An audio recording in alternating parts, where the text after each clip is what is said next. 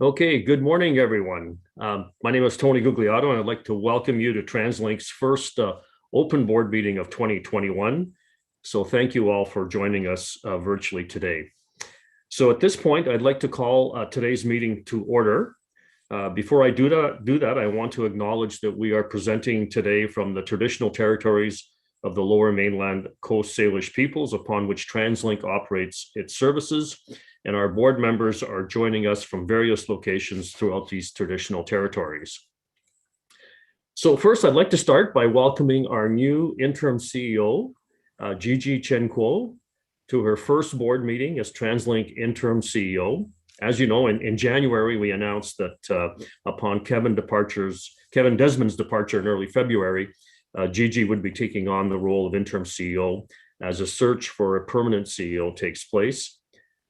Gigi has extensive experience working with all elements of the TransLink enterprise and has been here since its inception in 1999. So she served as General Counsel and Executive Vice President of Corporate Services, responsible for TransLink Safety Group, Business Technology Service, and the Real Estate Division. So her focus over the coming months will be to ensure stability and continuity within TransLink as we are facing a number of key deadlines and projects in the first half of 2021.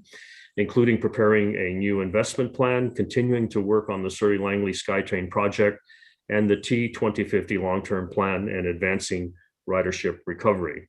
So let's take a moment to virtually welcome Gigi to the meeting. So we have a lot to discuss today. So we'll begin our meeting with hearing from the public delegation. Each speaker will be giving 5 minutes to address the board. And we'll begin with Sean Grant.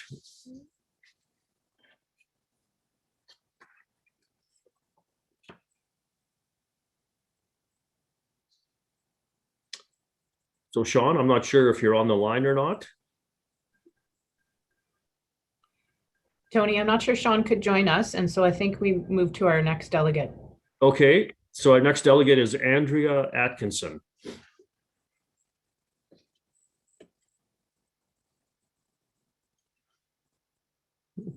Good morning, and thank you, Chairperson Gugliotta and members of the board, for allowing me the opportunity to speak before you today. My name is Andrea Atkinson. I'm a parent of 2 girls, the president of the PAC for Topham Elementary School, and a resident of Walnut Grove, Langley. And I'm here to request your approval for a 30-kilometer-an-hour zone in front of Topham Elementary School onto 216th Street to keep our children safe.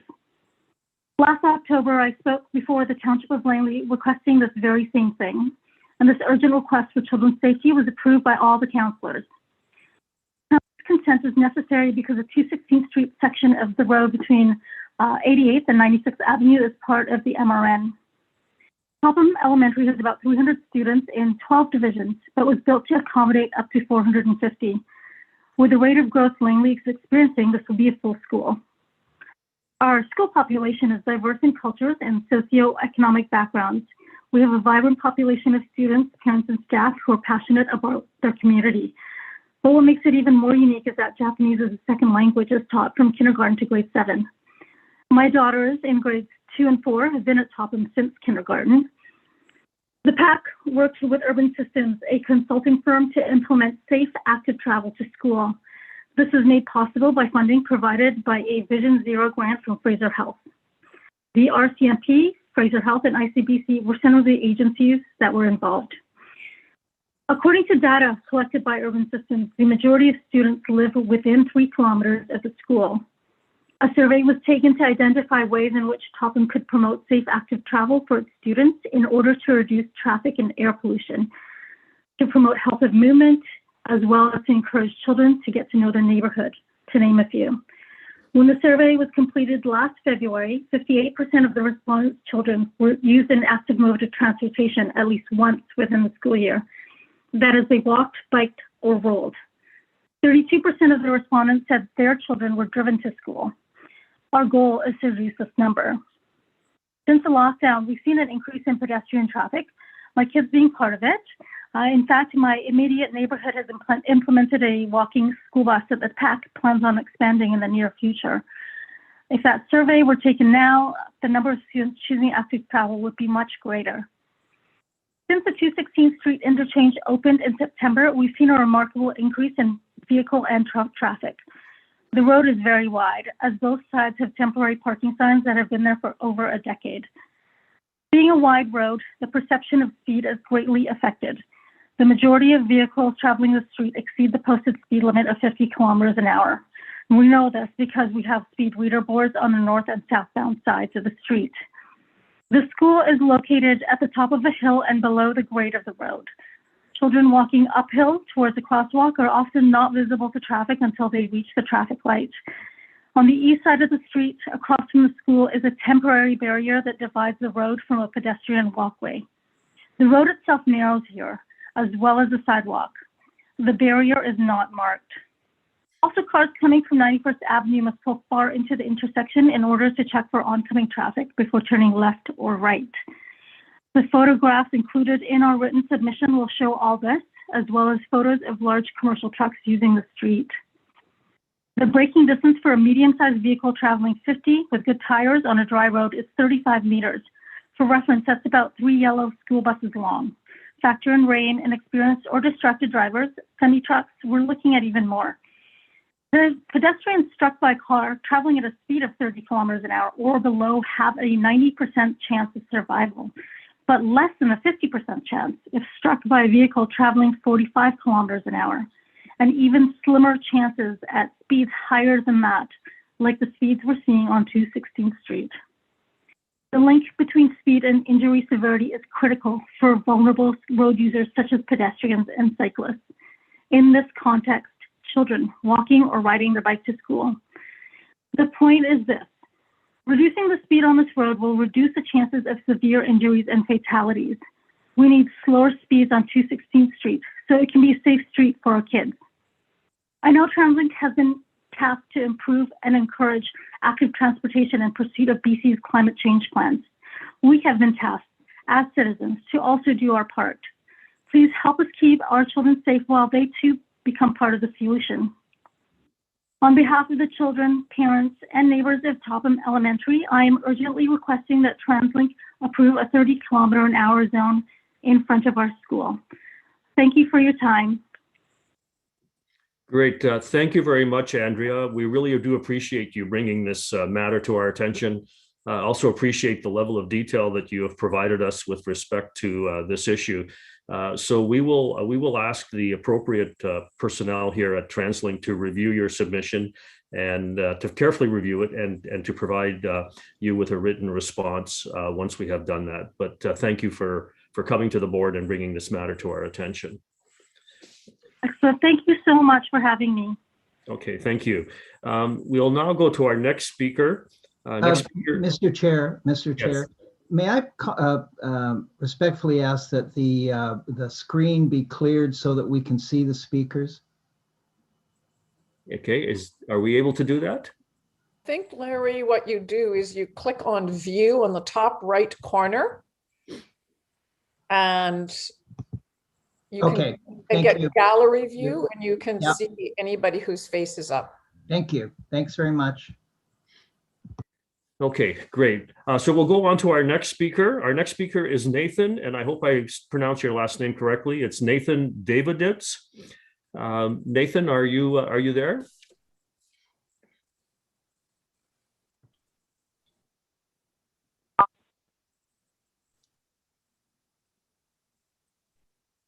Nathan, can you hear us?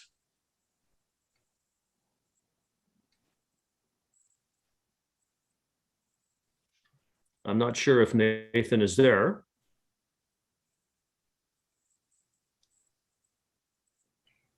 Nathan, you may be on mute.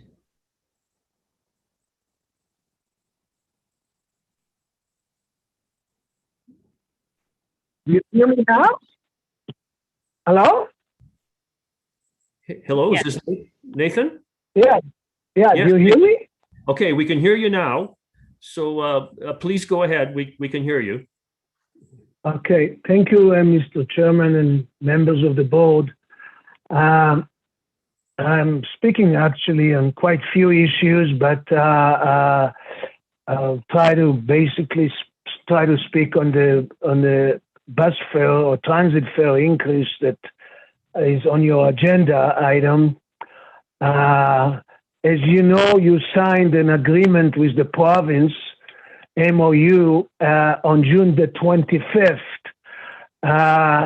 But since then, there have been many changes, and the government has announced a program for free transit in BC after the election.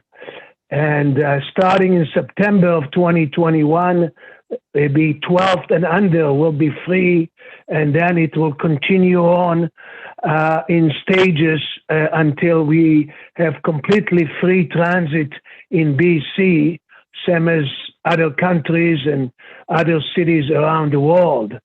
So your proposal is based on June the 25th MOU, and it hasn't been updated. And the three new wise ministers that are in charge now all have told you that 12th and under will be free. So you have to amend your proposal.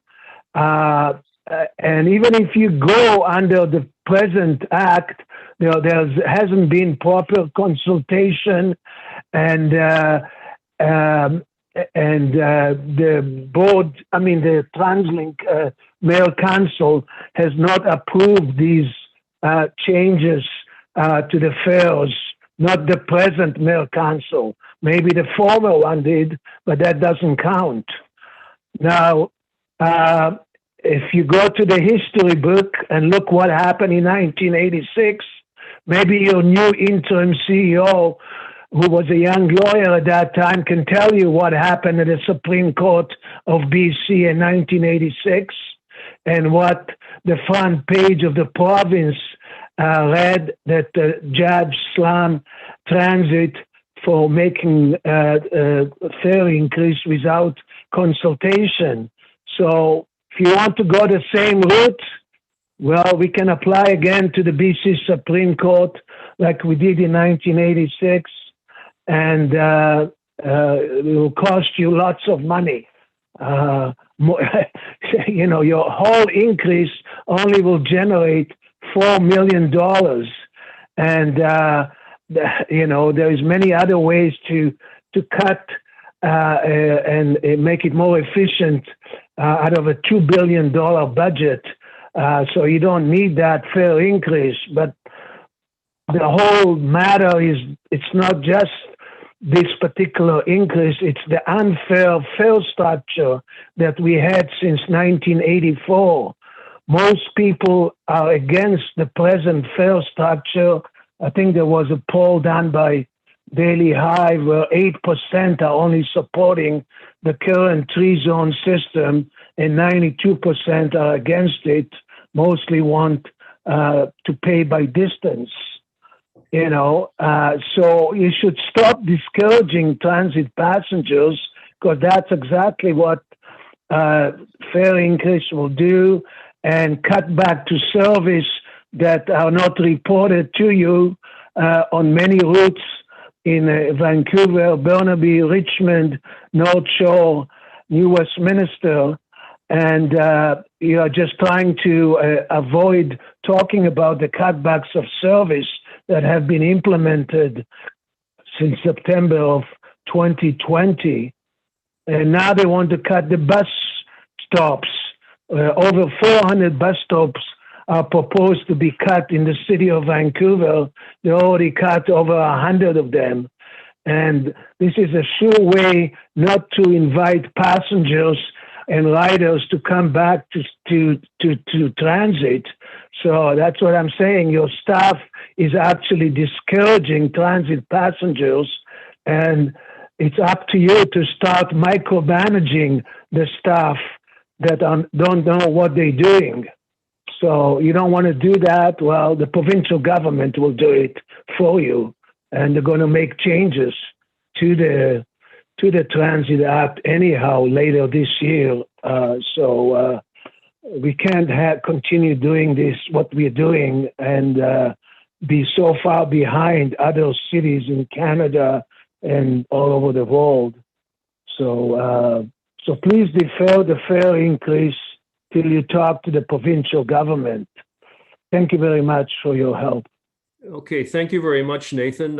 You've raised a number of issues here, and I know that staff have been taking account of the issues you've raised, and they will review those issues and get a response back to you on it. So thank you for coming today. Our next speaker is Connie Hibbs. Connie, are you able to hear us?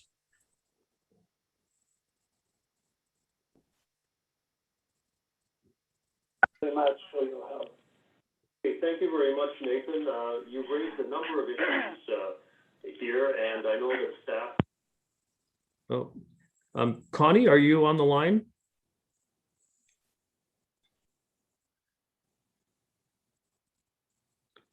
I'm not hearing from Connie, so I'm not sure if she is on the line and on mute or whether she hasn't shown up. So I'll just give her a few more seconds. And if we don't hear from her, we'll move on to the next item on the agenda. Okay, I'm assuming that Connie either has some technical issues or has maybe dropped off the line. So with that, that's the end of our presenters in terms of public delegations. And so we will move on to the next item on the agenda, which is a report from our interim CEO. So Gigi, I'll turn it over to you.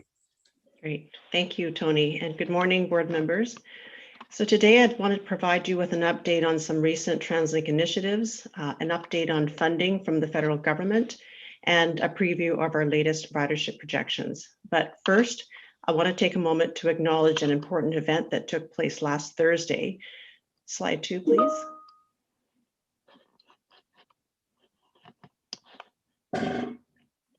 So on March 18th, we joined the Canadian Urban Transportation Association and transit agencies across North America in celebrating Transit Operator and Worker Appreciation Day.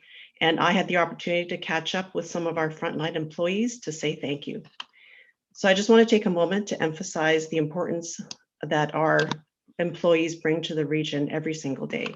So TransLink and our operating companies, Coast Mountain Bus Company, BC Rapid Transit Company, and the Transit Police, we make up an enterprise of 8,500 employees who are dedicated and provide a critical and essential service to our region. So the importance of their work was probably more evident than ever in 2020 as our region grappled with the COVID-19 pandemic, and our employees needed to adapt quickly to shifting circumstances, particularly in the early weeks and months of the pandemic. But despite the unprecedented challenges, our employees ensured that the people who rely on our services to travel to work, medical appointments, or the grocery store could continue to count on us. So not just on Transit Operator and Worker Appreciation Day, but every day, I'd like to say thank you to all of our employees who rose to the call of duty in 2020 and ensured that essential trips could all be made. And I appreciate all your hard work, flexibility, and dedication that you bring to your role every day. And I know the board feels the same way, so thank you. Next slide, please.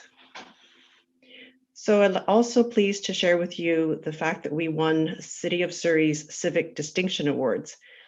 So we won 3 awards for our recent project, which is the upgrade to the Surrey Central Station.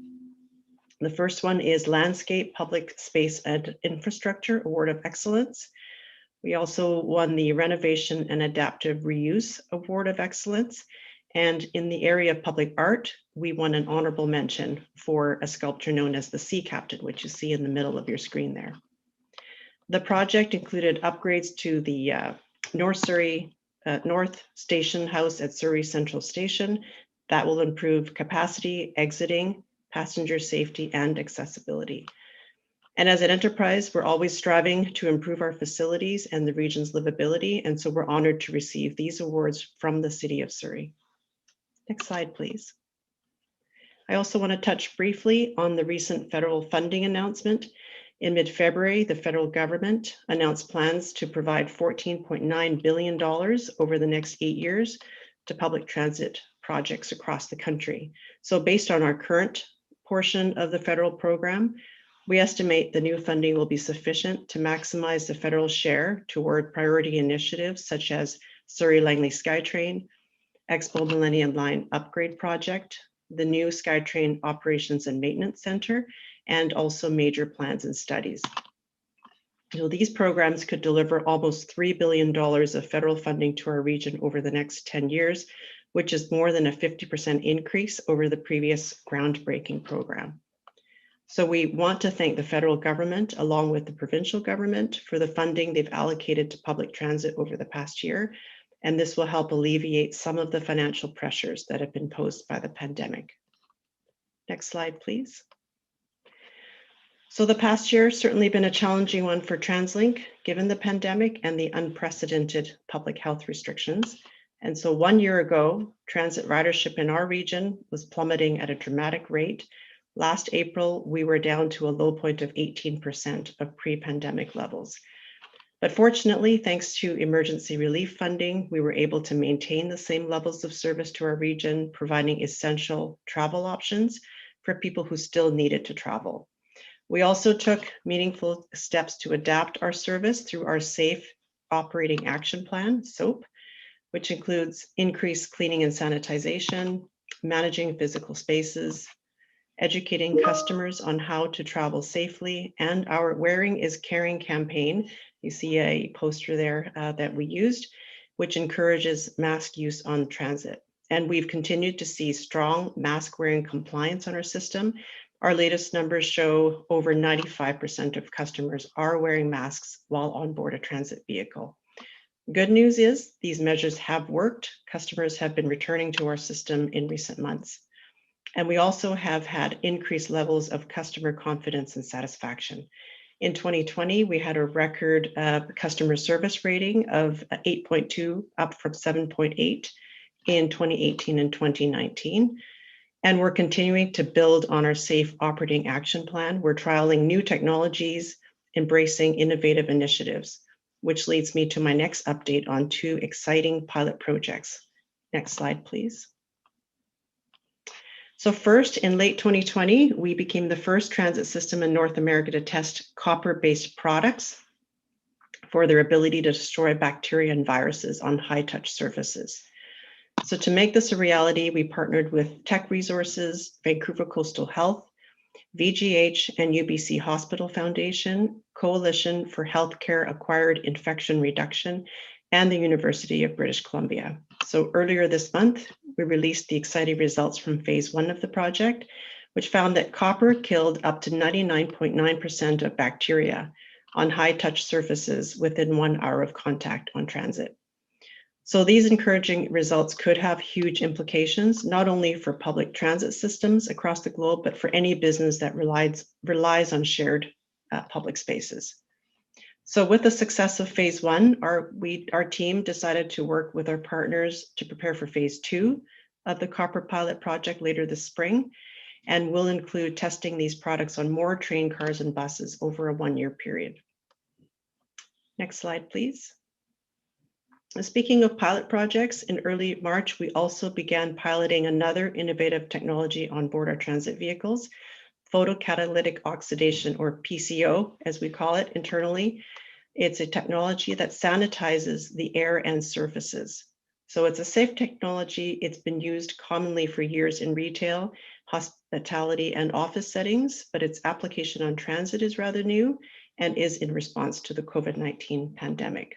So earlier this month, we launched a 1-month pilot project on some of our buses, and you'll hear more about that from Coast Mountain Bus Company President Mike McDaniel shortly. So the copper and PCO pilot projects, these are just 2 of the ways we're working to innovate and think outside the box and evolve our Safe Operating Action Plan in advance of our economy reopening later this year. So next slide, please. So like many British Columbians, we're encouraged by the recent news that our province is ahead of schedule with the vaccine rollout.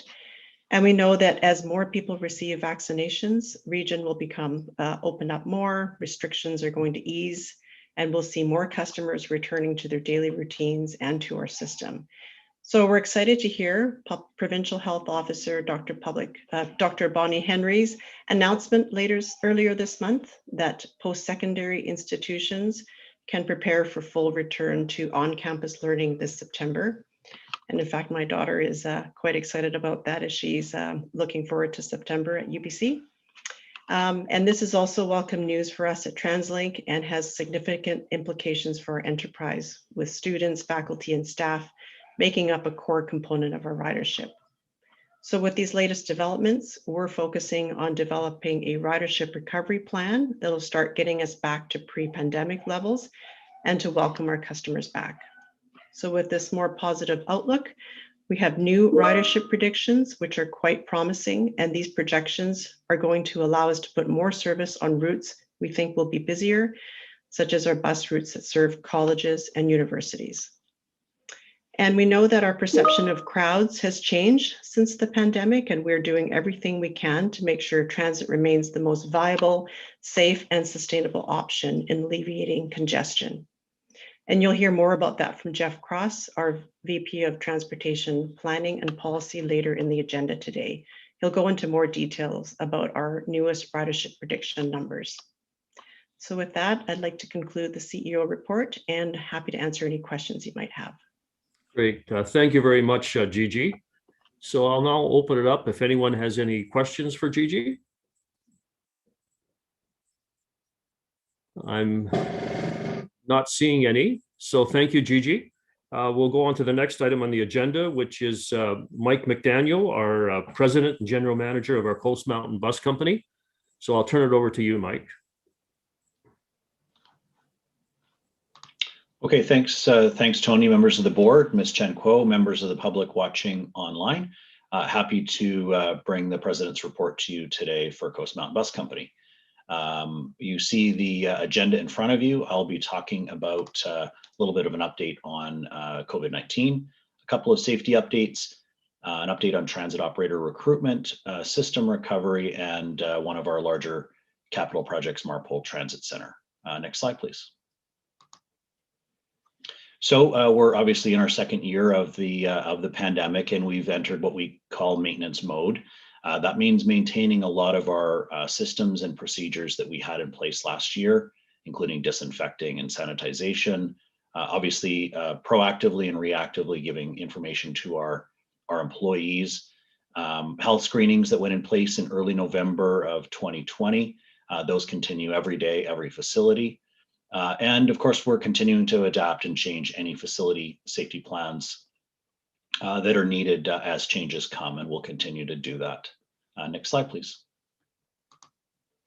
So just a bit of a safety update here. This is what we call our Flettner vents. This is a rather low-tech innovation, and you probably see these on vehicles out on the road, commercial vehicles out on the road. We are installing these on our Handy Dart fleet, approximately 340 vehicles.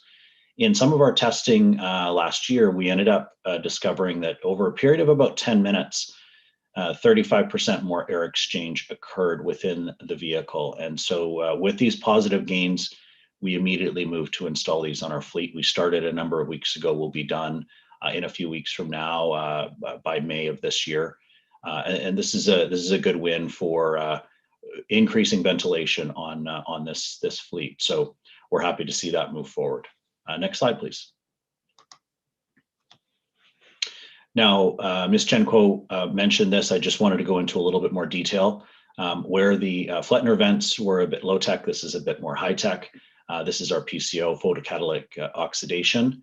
This is going to happen on 3 vehicles out of Richmond Transit Center. There's 2 double deckers. You see one on the screen there, and one 60-foot articulated bus.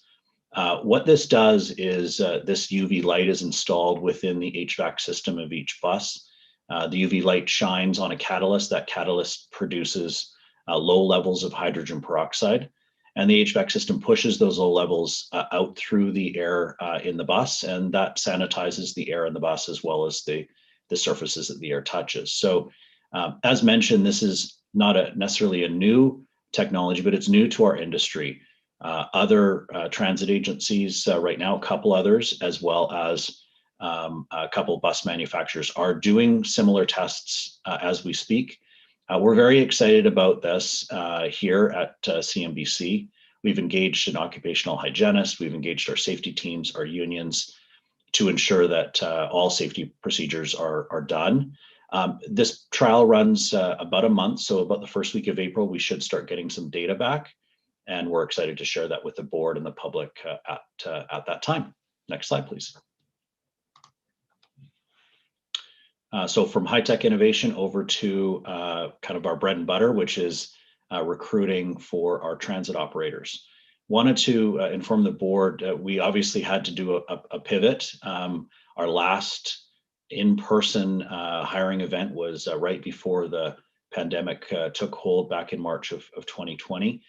You see the latest one we did in December of 2020 was an online event. We had 124 candidates apply, a little bit less of a pass rate than our in-person event, but it has allowed us to get creative and continue meeting our hiring targets you see on the bottom of the screen there.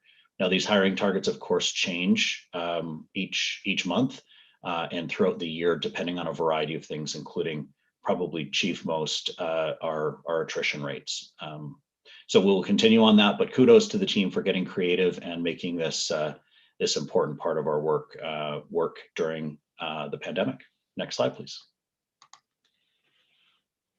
Just a note here on system recovery, obviously with the cyber event in 2020, we ended up going to what we call a fallback mode, which is essentially a manual process for a variety of our systems. Could be examples like assigning operators to buses, parts tracking, approval of capital expenditures, and we went into manual mode on those in December. As early as January, we had systems coming back up, and we continue to work with TransLink's BTS team on that today in a priority sequence wherever possible. And kudos to the BTS team at TransLink, and kudos to our team at CNBC. During this, we did not miss a beat. We made sure service was out on the roads, reliable and safe, despite the fact that we were doing this within the backdrop of the pandemic as well. So we will continue to work on this as we go forward. Next slide, please. And final slide here, Marpole Transit Center, again, one of our larger capital projects for CNBC. In 2021, we'll do the preliminary design and development, land use logistics and preparation. This facility will accommodate the maintenance, charging and dispatch of about 300 battery electric buses. And this depot will operate as an in-depot charging method. So a little bit different than the buses we have out on the 100 line right now out of Hamilton Transit Center. Those are in-route chargers. So these ones for Marpole will have a larger range, about 250 kilometers. But keep in mind, technology is changing every minute, and we can probably expect that those ranges will increase as technology does over the next couple of years. Facility is due to open in 2025, and we're excited about this. Obviously, we have a variety of other battery electric buses coming in between now and then, but this will be a giant leap forward for CNBC as part of our low carbon fleet strategy with a whole facility set up for battery electric. So we're very excited about that in the years to come. Next slide, please. And that concludes my presentation. Happy to answer any questions you might have. Thank you. Great. Thank you very much, Mike. So I'll just see if there's any questions. Marcella? Thank you. Mike, thanks so much for your report, and thanks for your written report. I have a couple questions around safety. First of all, the PCO trial. If that trial is successful, is it your intention that that would now be installed on all buses and any new bus you buy with it? And I know it's a little bit in the future, but is that the long-term goal? It's not just a COVID moment? Yeah, you know, we want to see what the results show. But yeah, our intention, as always, is to stay adaptable. You know, we saw this good example. Another good example of this was the transit operator protection barriers that we looked into a number of years ago, and of course, we deployed those for most of our fleet. This is another thing that may give us an advantage, not just during the pandemic, but going forward for just keeping the buses cleaner. So it's definitely a consideration. A little too early to tell, but definitely a consideration. Okay, Mike, thanks. If you don't mind, Mr. Chair, I have a second question, and that's around the general safety program, which you touched on your written report. Are you moving, or do you have a zero harm program? Yeah, you've seen the zero harm in a variety of presentations that Michelle Ledrac, my counterpart at BCRT, has brought up. BCRTC has brought up. We do our programs a little bit differently at CMBC. The spirit of the zero harm program we do have. We just don't have it under that banner, if you will. Thank you. Great. Thank you, Marcella. Lorraine? Thank you, Chair. And I have 3 questions. So I'll start. So we welcome spring back. I noticed in your written report, Mike, that there was comment about you were prepared for winter, etc. Were there any major issues that came up during the winter season, or did all your planning have everything run relatively smoothly? Yeah, thanks for the question, Lorraine. No, this winter went relatively smooth given the weather. We also learned from the past as we do, and we had a number of snow events that did happen, but we were very prepared this year to make sure that we didn't get caught on different times of day, different times of the week, and we stayed in front of all of those. So we really didn't have anything major this year, but that won't stop our vigilance for making sure we continue that next year. So the planning seems to be paying off then. It does, yes. Yeah. So my next question is about assaults, and it's kind of a follow-up to Marcella's comments. So I see that all the bus barriers have essentially been installed into the buses, and there was a decrease, but you attributed that mainly to the lower ridership. But in fact, on a percentage basis, it actually went up. And I'm just curious as to what we're doing about that in relation to the assaults. Yeah, I think what you're referring to there is that the total number of assaults went down, but per ridership, the rate, the way we measure rate in that particular KPI went up. It's a little bit of a byproduct, of course, of how we measure our rate. If, for example, we measured our rate in terms of service hours, our service hours didn't decrease that much, but of course our boardings did. That was something that we saw trends even across a number of reports that Chief Jones has done in regards to issues on the system that the police are handling. They didn't proportionately go down with ridership. One of the things that we did want to focus on, though, is that with the barriers, even though we put up all of the permanent ones, and where we didn't put permanent barriers, we put the temporary barriers, we're still looking into the feasibility of actually expanding our permanent barriers on buses, going backwards in time a little bit more. So that's one of the things that we're doing right now to see, can we do things real time right now or in the coming year, again, to add safety protocols to our buses to help our employees be even safer. So that is an ongoing analysis right now. Actually, as we speak, I was in meetings last week about that. So we still have to figure that out and hopefully move forward with more safety protocols and get better results as we go forward. That's the whole idea. Great, thank you. And my final question, if I may, Chair, is about the Chinook, the Burrard Chinook, and how much longer it's going to be at Point Hope Shipyard. This seems to be a long, drawn-out process for our CBus. Yeah, and so just as a reminder, the Burrard Chinook went over to the Point Hope shipyards in Victoria a number of months ago. It is to do the work on the bulbous bows, that is to increase the buoyancy of the vessel, to get it a little further out of the water. We're sitting a little too low in the water. That work is progressing well, albeit it's not done yet. So right now we had a target of around May for it to sail back and get ready to go into revenue service. Right now, that information is, for the most part, on track. But each day with large projects like this, things change. We'll probably be able to provide an update at the next board meeting relative to that, though. Thank you. Great. Thank you, Lorraine. Larry? Thank you. Mike, I was told recently that we've had no documentation of infections of our customers with COVID on our transit system.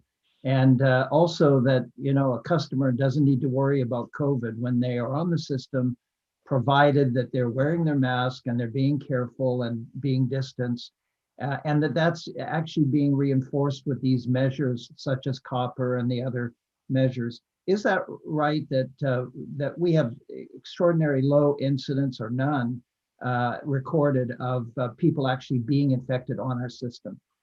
Yeah, Larry, good question. And working with all of the health agencies, we don't have any evidence that there's been transmission on public transportation, not only here, but around the world. The procedures we put in place, as you referenced, the capacities on the bus going to 2/3, mask policy, of course, and we do sanitization of the entire fleet, all of the buses, C-Bus, et cetera, twice a week. Our handy dart vehicles are actually done daily. So we have taken a number of precautions to make sure that our customers that do need to ride the bus, that choose to ride the bus right now, are safe. And that, of course, extended to all of the things we've mentioned in regards to our employees being safe as well. So of all the things that our customers have to worry about getting back to work and getting back to normal, transit's not one of them. They can get back to transit, can't they? Yeah, we've made sure that we have safe, reliable service. It was our success before the pandemic, and it is going to be the success for the recovery going forward. So we're excited for when that starts, and we'll be ready for it. That's a really good news story. Thank you. Thank you, Larry. Sarah? Hi, Mike. I just had a question about training. That's quite a large recruiting effort that you've got underway. And just wondering what you will do to prepare for such a large onboarding that you'll have to do with your new drivers and operators. Yeah, our training is quite extensive. We've got it down to a bit of a science now. Of course, we've made changes during the pandemic, and our classes have been segmented in groups of 6, and we've been able to move forward in a very safe protocol way. But we're very prepared for this sort of thing, and where our new hiring and subsequent new training fluctuates, we actually have onboarded even more one-day refresher training. So that's something I brought to the board in the past. We embarked on this just at the end of 2020, but for 2021 we were going to put forward about 720 operators that would have one-day training, one-day refresher training. The benefit that we've had with just different fluctuations in new operator training is we're actually going to be able to onboard about another 300 operators for one-day training in 2021 alone. And we've just been able to be more adaptable and more creative about how we do it. So we have kind of our main training that's going very well, and then we're also adapting to ensure we expedite other training, especially around the safety side, quicker, because it obviously just increases our safety protocols. Thank you. Thank you, Sarah. Murray? Thanks, Tony. Thank you, Michael, for your good report. Just I had a question regarding the electric bus pilot project that's underway, and your report referenced the fact that there were communication issues between the buses and the chargers. What does that mean? Yeah, so what you're referring to, Murray, there is the 4 buses that were part of the original QTRIC trial. Trial runs for about 2.5 years. It's been going for a while now.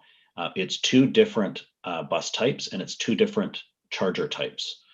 So what we wanted to do with this trial is see how a Nova bus would communicate with different chargers, ABB and Siemens, and how a New Flyer would communicate as well.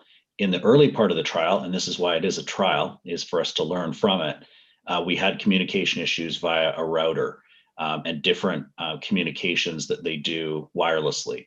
And we had a variety of them going forward, and we'd fix one and have a different one.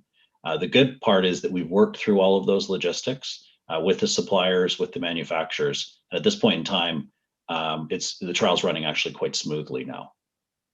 Well, thank you. The other question I have in relation to our aggressive plan with respect to the rollout of battery electric buses. Mm-hmm.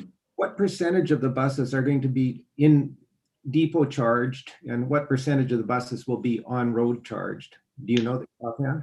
Yeah, it's still a little bit in flux, Murray, in terms of the planning. What we do know more definitively is in some more of the near-term decisions that we've made, we know that Marpole Transit Center will be an in-depot facility. And so that requires a certain amount of power that can be pulled into that area, as you can imagine, where there's more limited availability for it to be have that much power pulled to the depot. We would then look at an in-route system. And so the buses that will go into Burnaby and Port Coquitlam will very likely be in depot or in route charge versus in depot charge. So it's a little bit more around the infrastructure and the facility and the services that can be pulled to that infrastructure. Are the buses that are on street charged and the buses that are in depot charged, are they interchangeable? That's also a good question. There's aspects around technology today that are asking that question. The answer right now is maybe. The challenge that we have is that we would want flexibility, as I think the motivation of your question is. The other challenge to that, though, is that longer range batteries right now are quite a bit heavier, and smaller ones are obviously lighter. We don't want to necessarily have larger batteries, heavier buses if we don't need it. So what we have to balance is the flexibility of the system, which is going to be incredibly important, with the efficiency of the bus as well. So it's still a little bit of a work in progress. It's incredibly complex, the work that we need to do on this, and that's going to take a lot of shape over this year and probably next year. Okay, thank you, Michael. Welcome. Thank you, Murray. So Mike, I don't see any other questions right now. So thank you very much for the report. And Mike, just on behalf of the board as well, just want to express our appreciation to all the employees of Coast Mountain Bus Company for all the good work that they've done during the pandemic. And obviously we look forward to our customers returning in terms of the recovery. And I know that our employees are also looking forward to that as well. So thank you very much. Thank you, Tony. I'll pass that along. Thank you. Okay, so I think we'll go on to the next item on the agenda. We're going to receive a report from Dave Jones, our Chief Officer from the Transit Police. So Dave, I'll just turn it over to you. Thank you very much, Mr. Chair, and good morning to all the board members. You'll see on here that today we plan on touching on several items, including an update on our Indigenous outreach programs, the mask, facial coverings, a new set of volunteer program that we've created, a new team that focuses on public safety and vulnerable individuals, and the future program of our community safety officer program. So next slide. So the first one here that I mentioned is our outreach. It's called the Blue Eagle Community Cadets Program. This is our outreach working with other agencies to address and target 12 to 15-year-old Indigenous youth, mainly in the Vancouver Burnaby area, but really the outreach can go throughout the transit system. We've had youth interested from Surrey, Coquitlam area, being operated with on a grant from the provincial government. Our Indigenous liaison officer, Kurt Rattray, is leading the program, and it's a year-long program where we engage with these youth at least once a week, and they plan either outings or events. A lot of it focuses in on the Indigenous culture and connecting with the police agencies involved. It's a social setting atmosphere that will take place in the Vancouver area predominantly. Next slide.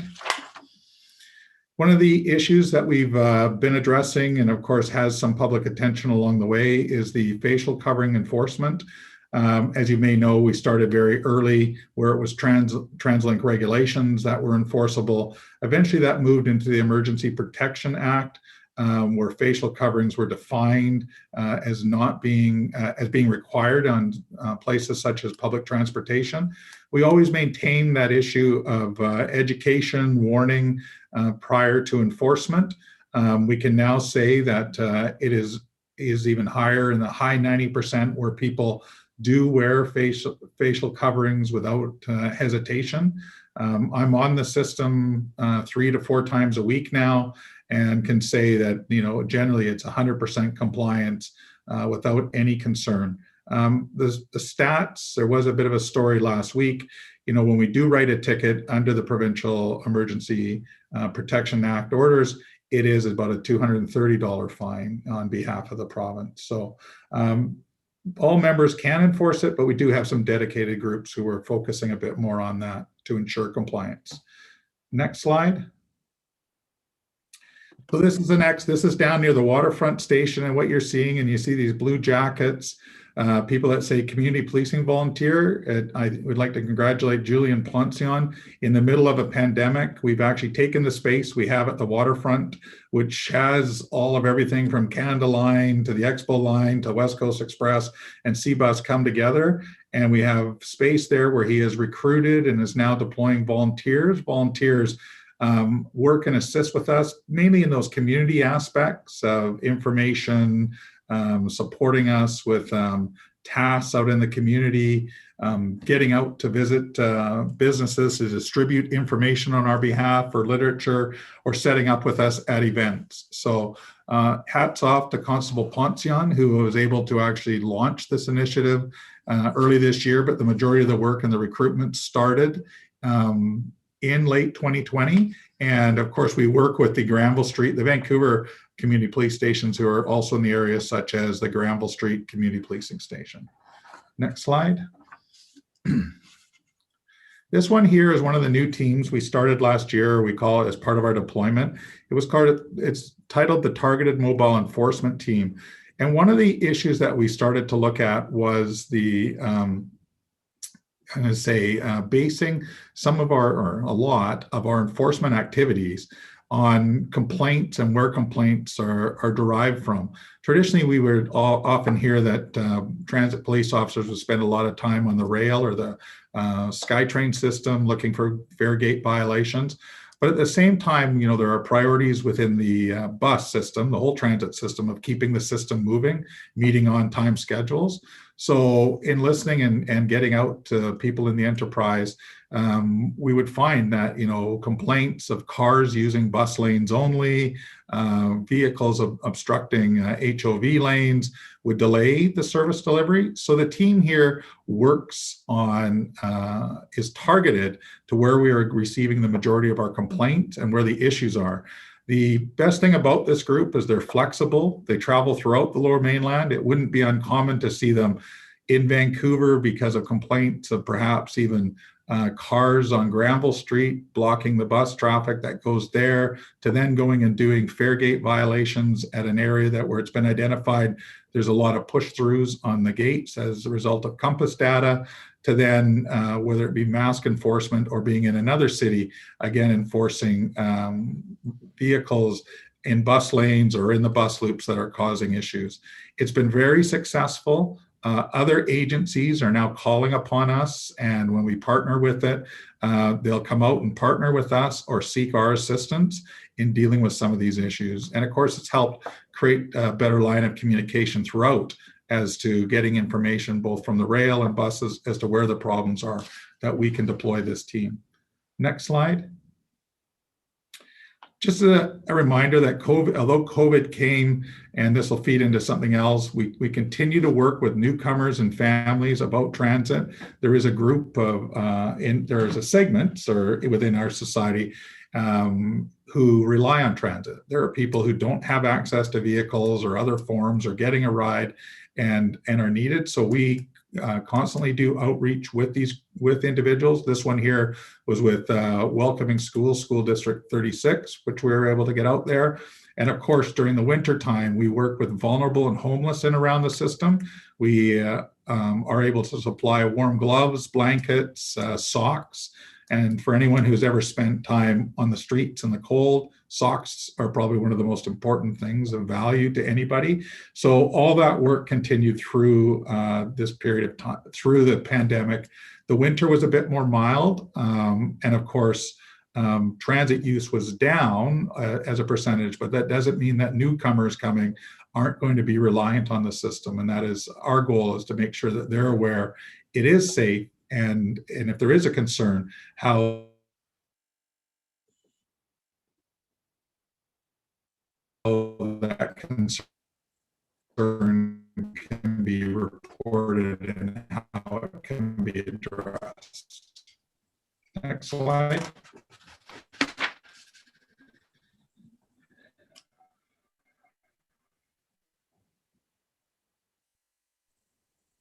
We froze. Dave, I think you might be frozen on your part. Oh, there we go. Am I back here? Is that better? You're back. Go ahead. All Sorry. right. That's because I'm sitting in an RCMP building and I didn't pay their bills. No. So this here is something you're aware of, which is a community safety officer program. Community safety officers are a tiered policing form of model of deployment. I just want to let you know that we have lots of good support from the government on this. It is moving quickly. It is, there are lots of hoops and work still to be done, but the minister has given the verbal to proceed with this. So to bring you up to speed, we're hoping by their next meeting, we'll be able to tell you that the application has been successfully submitted, and then we're working out the logistics here. Our goal is to provide, support and for those lower tasks and priorities, being part of the whole safety and enforcement as to where it's needed, the right training, the right individual who's equipped to do it will be present. And of course, the use, when we say community events, a lot of public safety events, education events. So this is moving, and as of now, I'd say it still is on time for the fall of this year to commence. Next slide. So this here, and this was a bit of talk you had and mentioned, it's always, I heard it with Michael McDaniels there about stats. 2020 is a unique year. Our year-end stats, which we can talk about in different ways, but these are raw numbers. So if you look at the number of crimes against people, it was down from 1,670 to 1,456, which is a 13% drop. There was a 16% drop in the number of crimes against property and a 41% drop in the number of sexual offenses. This is just comparing raw data. I mean, the numbers would change if you compared it to ridership, because obviously with a lower ridership, even though you have a lower number, your crimes per rider would be substantially higher. But again, I think this is reflective, and I think individuals could be reminded of the vast majority of people who use transit systems are using it for a legitimate purpose, whether it be for recreation, business, going to events, traveling to work, or whatever. Is the vast majority of people. And that was probably where the greatest loss of ridership came from, was all those legitimate users, if you'd like to say, came online. So while we did see decreases, the decrease isn't in a direct line comparison to the drop in ridership, but people would ask, did we see a decrease? And yes, we did in the raw numbers in terms of it.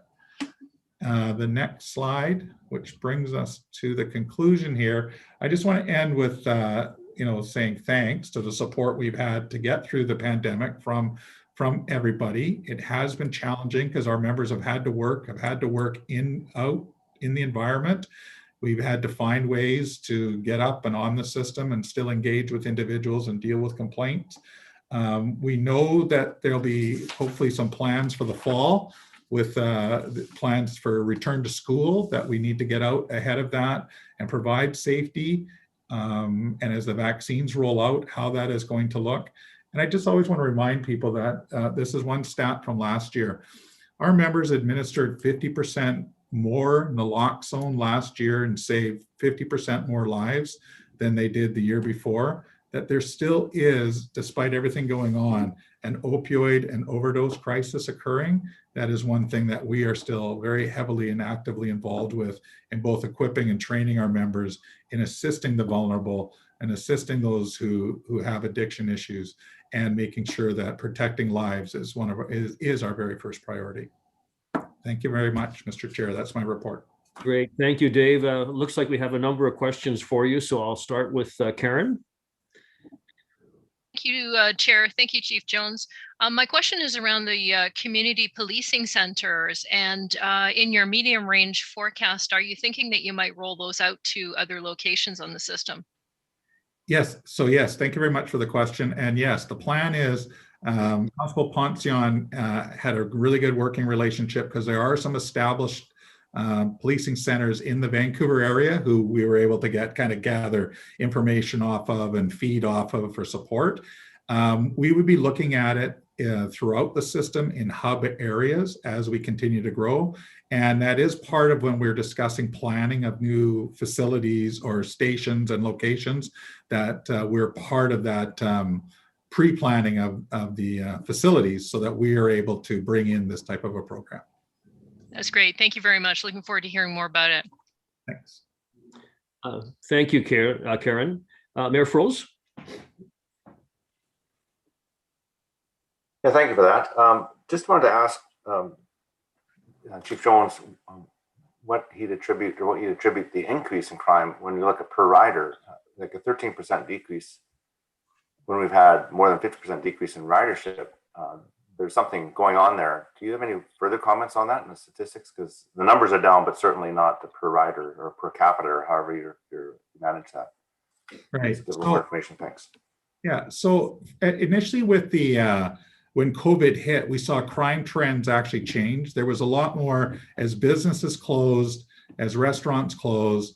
There was even a shift to an increase in crime in and around areas such as the transit system, more of the theft issues. There was more actually traveling from one location to another. Individuals were using the system to travel to commit offenses, some of it being theft, some of it being assault type orientated. So there were numbers that kept us up high, as I would say that there's an element within our society, whether for survival or for other nefarious reasons, are involved in a criminal element, and the COVID didn't dissuade them. It did change some of them from where they were actively committing their offenses to moving somewhere else. And then, as I mentioned earlier, Mayor Froese, is that the vast majority of people who use transit are using it for legitimate purposes and are not involved in any form of nuisance or criminal activity. That's where we lost the ridership. There are individuals who are reliant on the system or who have always been using the system for various things, or have used it as a place to prey on others. When I'd say that, like committing thefts or they have an assaultive behavior, but this is their only way. That number of individuals who stopped using the system was less than the legitimate user in reality. Thank you. Okay, thank you, Mayor Froese. Andy? Thank you, Chair. Thank you, Chief Jones. I was having a bit of connectivity problems, so I apologise if you touched on this in your report, but there's a couple of items I'd like to hear your comments on that have hit the news recently. The first one, we're hearing right across the country of racism-based hate crimes. I'd like to hear your comments as, are we seeing this reflected also on our system? And what are we doing to assure our customers of their safety and security around this type of issue?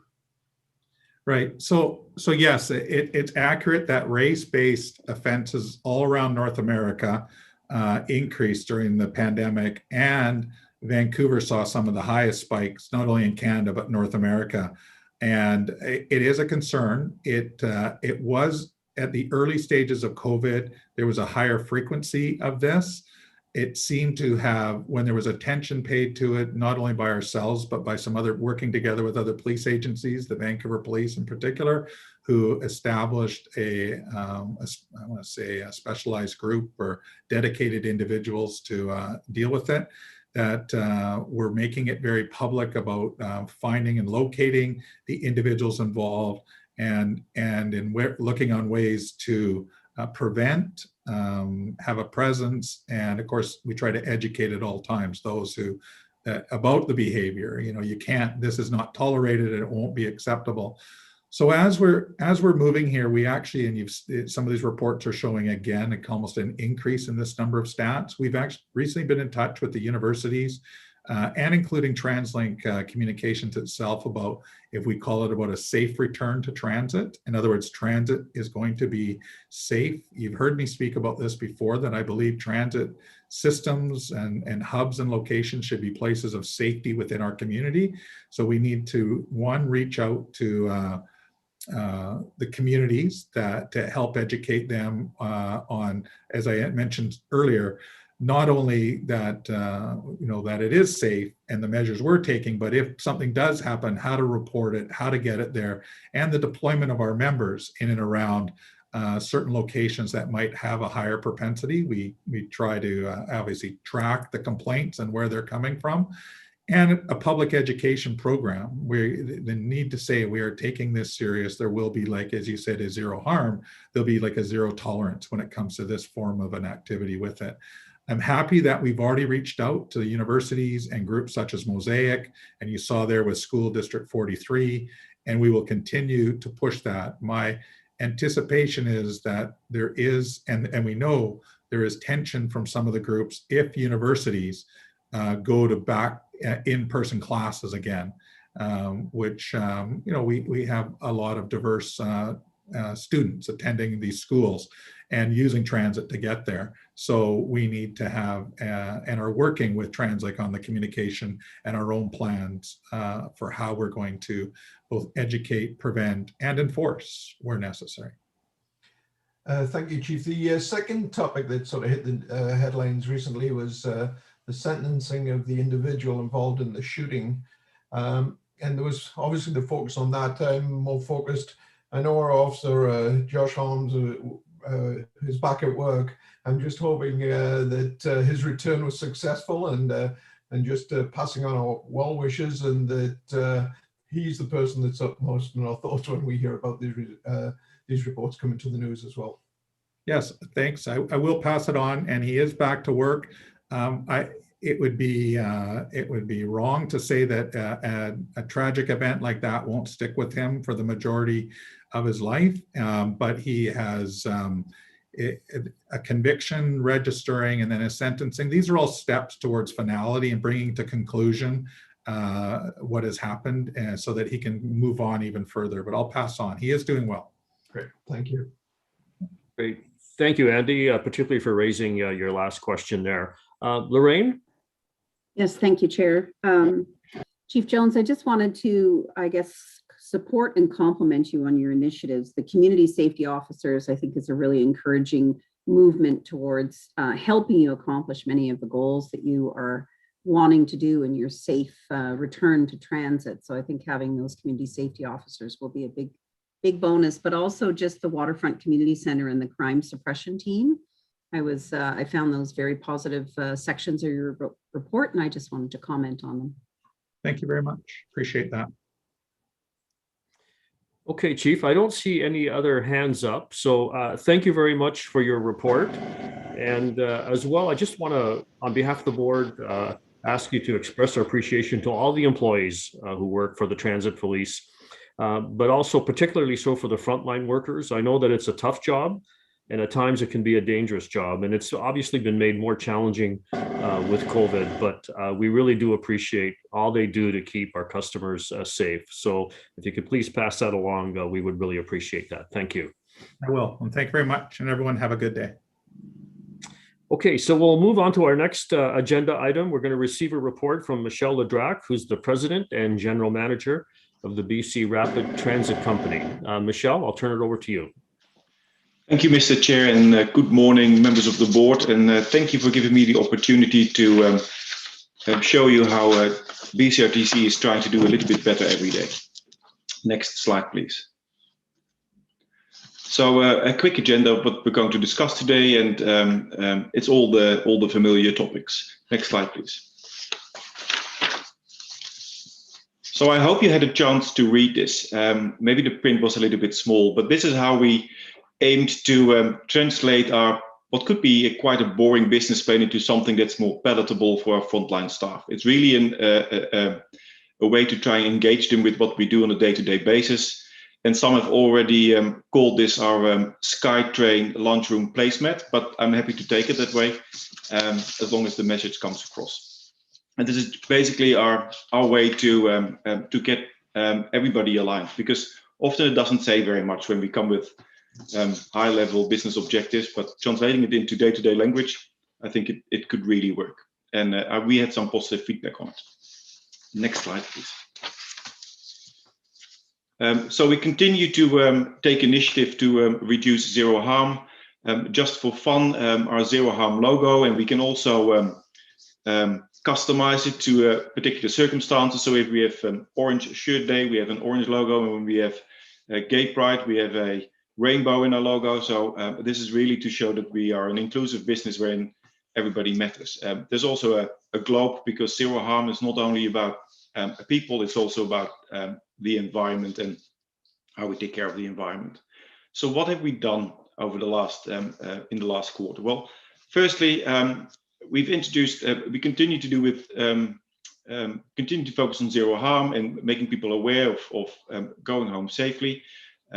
We've introduced our field level hazard assessment, which is I think a complicated word for having a checklist, making sure that people do all the basic checks before they start work, and making sure that they are safe. And we've looked further at our obligations as a prime contractor. And some of you may know that BCRTC, with all these capital projects and state of good repair projects, that we are the prime contractor, and we have to make sure that not only our people are safe, but also the people who are working for us. Then we always look at improving our safety culture, and we have started initiatives to improve the human factor side. It's about situational awareness and not only making sure that people follow process and are aware of zero harm in our policies, but also making them aware of the fact that they are part of a wider environment, and situational awareness is part of the drive to reduce zero harm. So we're working with Safe Start, which is a organization I think already involved with CNBC, but definitely with other businesses within BC, to kick the day off well and make sure that people are fully prepared before they start work. And then we've also looked at our environmental stewardship and what can we do to reduce our carbon footprint and our overall footprint, and think about how can we reduce energy and how can we reduce fuel consumption, but also how can we avoid spillage of the many chemicals that we're using. So overall, it's a comprehensive approach. Next slide, please. So this is a mental health graph, and it's good news. As you may know, is that mental health, often it's fewer instances, but they take longer. And what we see here is that the total number of days in the last year actually came down, despite that we had some very serious incidents, particularly when it comes to human train contact. So what have we been doing? Well, I think it's to the leadership of my health and safety director that we could manage it in the way that we did. We really put a lot of effort into making sure that people could return to work safely, that they were listened to, that there was somebody who could accompany them on their journey. We started education programs and communication programs. We do monthly or weekly newsletters, and we give resilience training to our STAs and other people who need it. We also have awareness training, and we launched a mental health newsletter. And on top of that, we're currently developing a manager's toolkit, and we always have staff available so they can call, and people do call. Imagine that the Org Health team is almost available 24/7, and people do have phone calls on Sunday afternoon when they just need to talk to somebody and they don't know where else to go. And I think this has been a really good initiative, and the numbers show it. Next slide, please. Performance is and zero harm. So what we see here is that our number of LTIs have actually come down, and we're, as you can see from the graph, it's back to the level of 2017. It's not our record yet, but we're heading in the right direction. And I think the 24% improvement that we have shown is really encouraging. And overall, we also see that the number of days lost is about 150 days less. And we mainly see improvements, and that's not completely a surprise under COVID, in slip, trips and falls, mental health, acts of violence have come down, and also other things like sprains and strains have come down.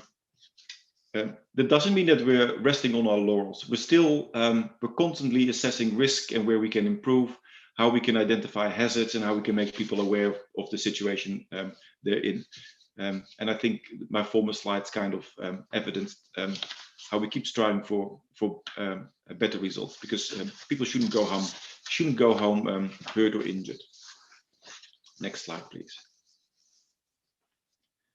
So as you can see, I think I've always thought that BCRTC had extremely good performance.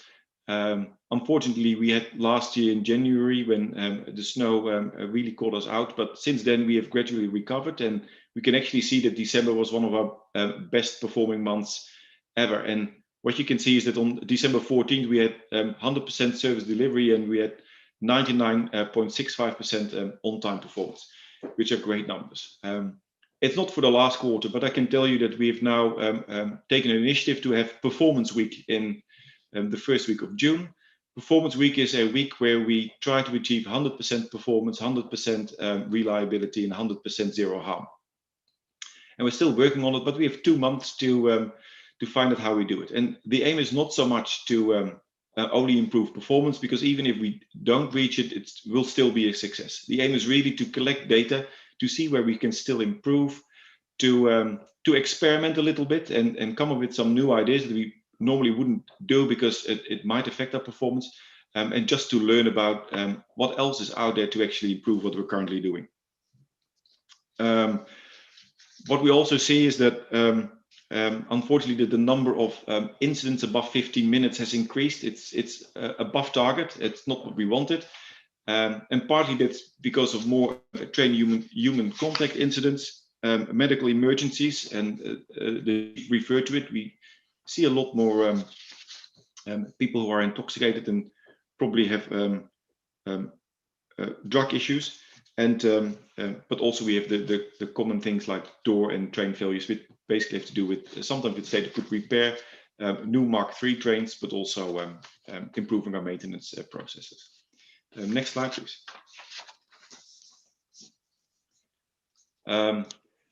What this slide points out is that we keep, I know that noise is really a concern to many of the public. So what we really try to do is to get in the best possible position before people start opening their windows and doors. So this is an ongoing initiative, an ongoing activity to make sure that we repair the rails in urban areas as much as we can to be in the best possible position. What I would really like to point out is how Guideway Techs have developed their graduate program, and the first 4 graduated in the fourth quarter. I think it's a wonderful initiative. I think rail in BCRTC is kind of unique as an employer, so we really depend on people joining us and us training them up. And this graduate program is a great initiative. And what we do is we tell them about how to maintain switch machines, how to maintain a special track, what a limb rail is, and how what to do with running rail. So very specific to the business. And I think there's an ongoing concern, and it's also cost efficient. By doing it ourselves, we don't have to contract it out, and we can really get bang for our buck. So I think it's a great initiative. Next slide, please. Many capital projects going on. Not only, we would almost forget that we have over 60 state of good repair projects at an ongoing basis, on top of the major project that we're doing anyway, like a Broadway subway, OCC2, Operation Control Center 2, OMC4, Operation Maintenance Center 4, in future SLS, and the procurement of 205 new cars. So big projects, but on top of that are state of good repair. And what you see in those pictures is, for instance, we've started with the renewal of OMC1. That building has just been demolished, and what it will deliver us is that we not only get more maintenance facilities in future, but we also get extra tracks so we can accommodate the new 5-car trains that come with the new fleet. And we have more storage capacity for railborne equipment. You also see a picture of our future operations control center. That's now in its 90% design stage, and we're now waiting for the first activity starting next week, but we're also still waiting for the last permits from the councils and the province to actually start building. But everything seems to be on track, and it's good news. And on top of that, we have our regular maintenance programs like replacement of lifts and elevators and escalators. And you know that the escalator replacement is a long-term program. It's a 5-year program. We're currently in year 3, and that's only for the Expo Millennium Line and the Expo line. And the Millennium Line is to follow, with similar numbers of escalators to be replaced. Next slide, please.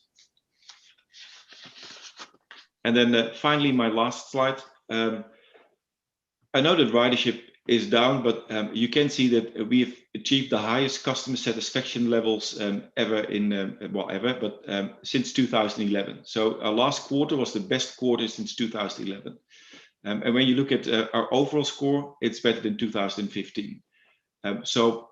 Overall, people appreciate what we have done in this COVID year. And I think that is great news, because if you want to get people back to public transport, you need to give them the confidence that we're giving them a good service. And the fact that customers are appreciating this means that they don't have to waste time on actually assessing if this is a viable option.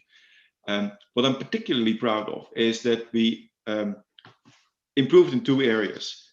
Firstly is the helpfulness of staff, which does mean that our people, despite the risk of COVID, are out there talking to people in case they need help.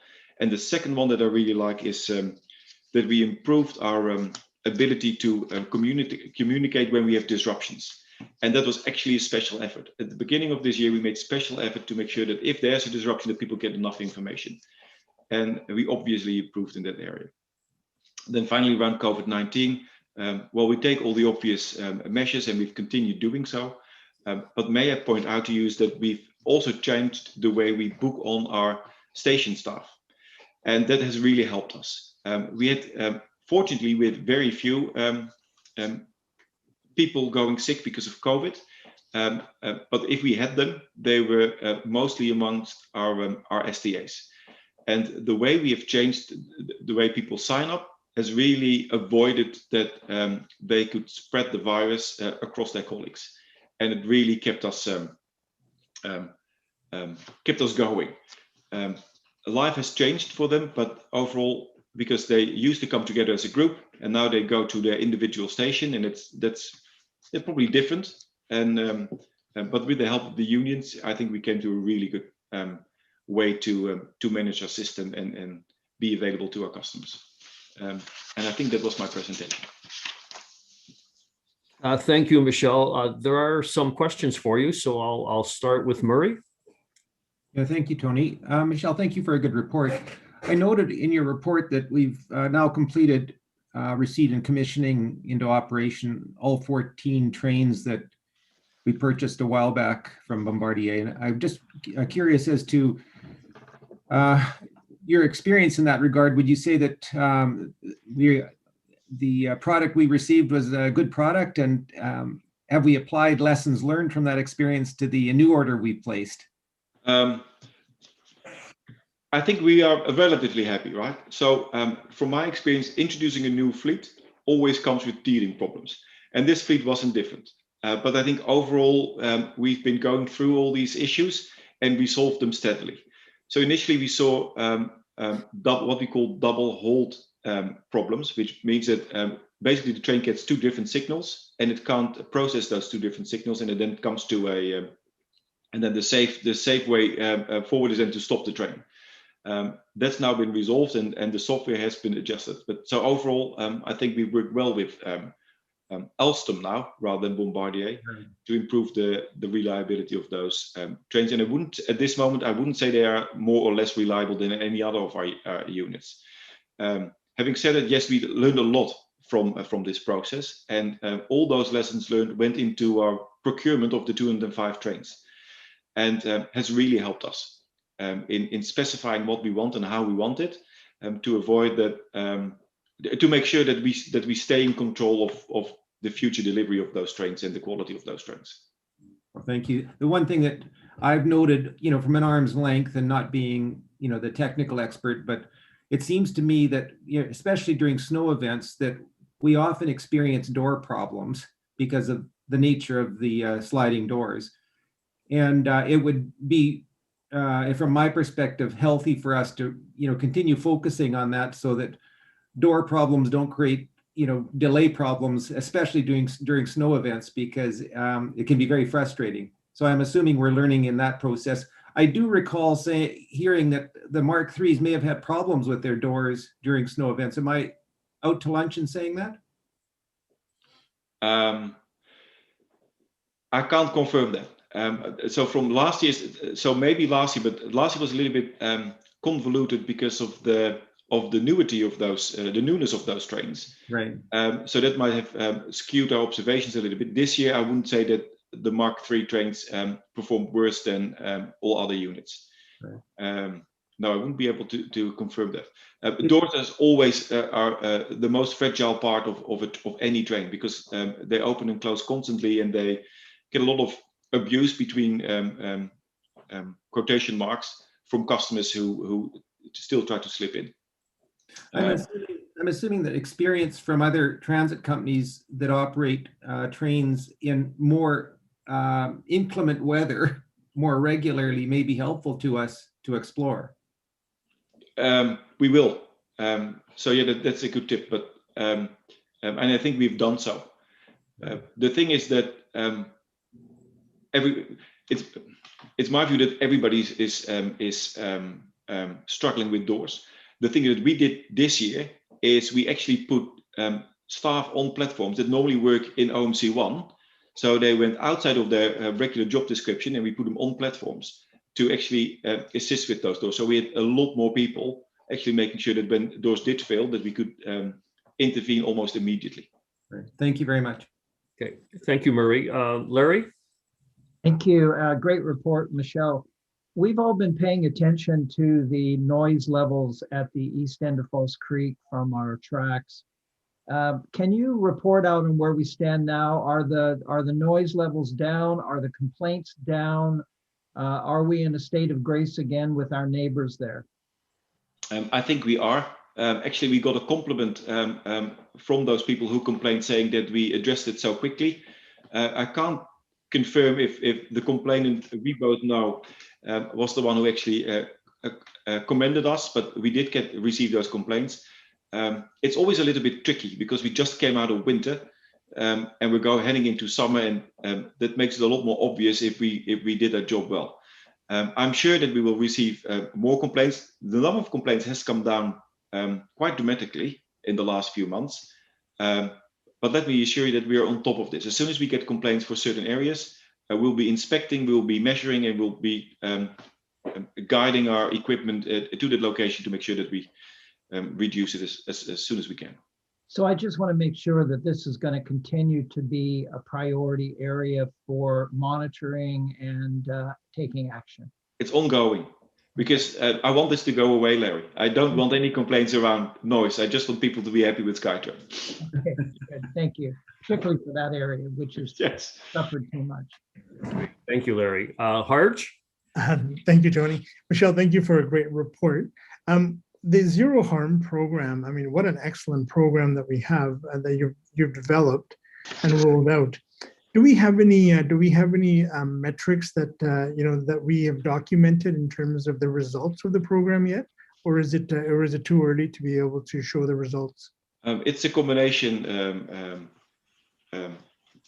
It's a combination. So direct measures are LTIs, absenteeism, and LTIs, absenteeism, and incidents, the number of incidents. And we can show progress on all of these. So our absenteeism, our sick leave is actually down, our LTIs are down, and the number of incidents and lost days are all down. So I don't think there's any science behind it, because that confirms directly what the relationship between our initiative and Zero Harm approach. But I think that the fact that we keep talking about it and keep involving people and coming up with new ideas, I think that has generally helped. If you look at the number of safety concerns has also come down.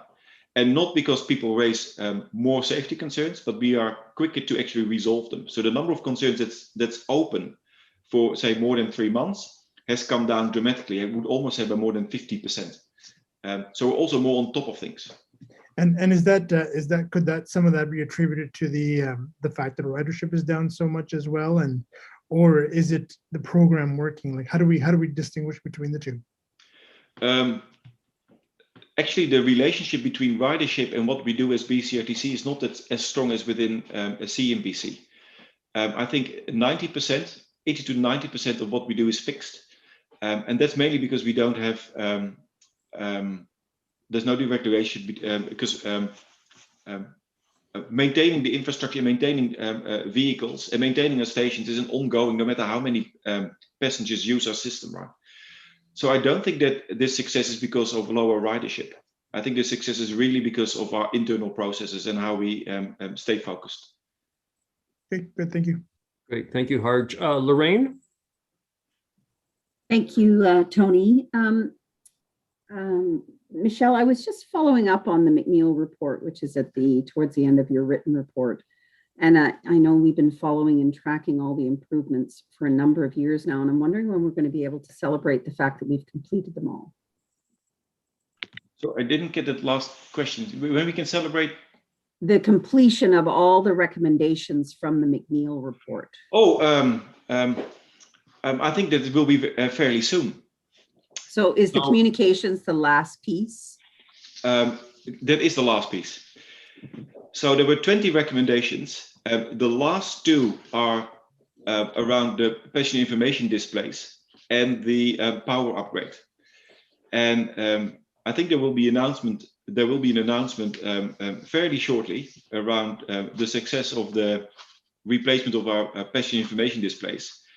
And the power upgrade is about to be finished. And will finish in the last 2 weeks. And that actually means that we've completed all our McNeil reports, which I suppose will be by the end of this quarter. That will be very good news. That would be good news. And actually, it's a good idea to let people know. Great. Thank you, Lorraine. And I think the last question over to you, Karen. Thank you, Tony.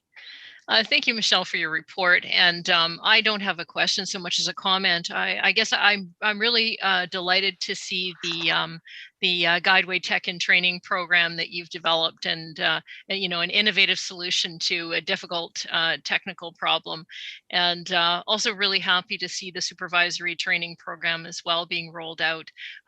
If I could ask a question, it's around whether there are individuals who don't fall into some of those regular training programs, and whether there's an initiative to sort of make sure that everyone has some opportunity to be trained. Because I know that you were dealing with some of the workforce issues when you joined us, and that obviously enhances the experience for people and helps them to get up to speed on new and emerging areas. So I can tell you what we do. So we don't only have the Guideway graduate program, but we've also reignited our Elevate and Escalate apprenticeship program. And I think we have the first two this year. On top of that, obviously we have done our supervisor training, but we will extend it to leadership training for our managers and directors and everybody who's in a leadership role. And also recently we have started Lean with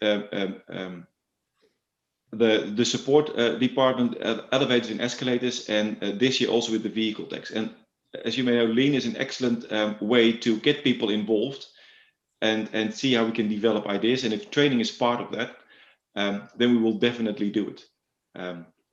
So yes, bit by bit. I wouldn't say we have done everybody that we have done everybody at this moment, but we're taking small steps at a time, and eventually we'll be getting there.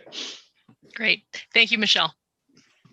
Great. I don't see any other questions, Michelle. So again, I just want to conclude by just commenting on the customer satisfaction and just send out our appreciation to all the employees at BC Rapid Transit companies for not only the improving metrics, but the high levels of customer satisfaction, and being able to do that during a time when we're, you know, sort of we're having a little bit more challenges because of the COVID. So really appreciate that effort that they've done in terms of customer satisfaction. So thank you. Thank you, Mr. Chair.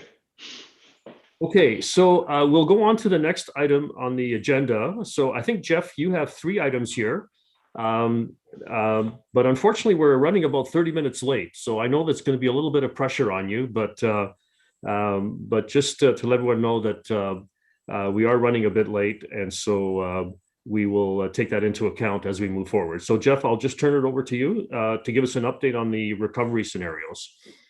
Thank you, Tony. So we'll keep that in mind. And so maybe I'll preface all three so we can flow through a little bit more quickly. They're all sort of related, the next three reports from planning. The first I'll go through, and with me today is Alon Elgar, who's our manager of forecasting. We'll quickly go through what we're now seeing and the techniques that we're employing to think about what the ridership recovery will be. Then following that, Eve Howe will go through the tracking about how we're thinking about recovery from COVID, not just on the transit system, but the other factors within the region. And finally, Andrew McCurran will talk about the new mobility program. And so they can just jump into each one of those when we're ready. So the purpose of this particular item, we're really pleased to come forward. It's been some time. If we could go to the next slide. There's a couple of purposes today. Gigi Chenko basically teased this out at the beginning with the announcements by the public health officer about reopening and the vaccination rates. Obviously, we want to update you on what the ridership trends that we're seeing are. There is a lot of uncertainty, has been for quite some time, about what the recovery will look like for cities in general. We want to talk to you about how we're incorporating that uncertainty into our processes, as well as not just on the transit system, what we think this means for transit and transportation in general for the region. Next slide. So obviously, we had a very precipitous drop back in the spring. As Gigi said, we dropped to about 18%. We've been fairly stable around 40%. We have not updated you or the public about what our projections are since about last summer, right before we entered into the agreement with the senior government for restart funding, at which time we've been doing quite a bit of scenario planning, but we were really still in the dark as to like what the duration of the pandemic would be, what the shape of the recovery would look like. We, since that time, have been looking at what our tools are in order to better understand what dynamics are at play that would shape the recovery and what the needs for us as a transit agency will be as far as supply, where the ridership's likely to be, what the demand on the roadways is likely to be, to have a better sense of what, not just what the range of the recovery would be, as well as what the likelihood of different scenarios are. There are obviously financial implications oriented from that result from that as well. Today's focus is more on what the actual demand will look like, specifically in the near term. I'm going to go through just a couple of quick slides on where we're at right now. Next slide shows the actual track of ridership from this time last year, right through to basically last week. We, as you know, recovered in the summer to about 40 to 45% based on the travel restrictions that were in play in combination with the kind of the announced cases of COVID. We see those as two big defining factors. It's been relatively stable. It dropped a little bit in the fall after the second wave struck us. But in general, our ridership has been robust for the reasons that I think that Mike McDaniel went into and others have covered, that people understand that the transit system is safe to use, but we're at much lower levels just because the nature of demand is way down within the region. The next slide goes into how that breaks out by mode. The West Coast Express has been the lowest demand over time. It makes sense because it's serving downtown primarily, where the greatest proportion of work can be actually accomplished remotely, and that's happening right now. And then you can see bus has been the most robust on that, where we're still in the mid to high 40% range. At this point, SkyTrain a little bit less. Conversely, as we've all seen on the roadways, the drop in actual vehicle traffic has not been commensurate. In fact, the recovery, there was a fairly significant back in the spring when we went into such drastic closures, but it recovered over the course of the summer. And you're seeing that we're roughly in the 90% as it looks like it for volumes across our bridges. This region, like many regions, doesn't have a great handle on exactly what our congestion is, but it's something that we're looking at different sources to understand. So there obviously is a risk that as the economy kicks into high gear and things reopen, that unless our transit system recovers, that the driving rates could increase even more, and we'll see more congestion than we did prior to COVID. Next slide, please. So since we updated you last summer and fall, as opposed to a tabletop exercise where we looked at what the range of scenarios could be for low, medium, and high without any sort of distinction about what the most likely would be, we've developed this forecasting tool that Alon and his team have put in place that gives us a much better idea about what that distribution will look like. At the time we did those forecasts, there was no prospects yet about when the vaccine would roll out, how effective that would be. So we now know that we have quite a few different options, and the rate of vaccination is much higher than even when we passed our budget back in December. Meanwhile, the cases have been higher even than we were dealing with when we went forward. Next slide. So at this point, I'll turn it over to Alon to discuss how we're incorporating these key areas of uncertainty into our ridership.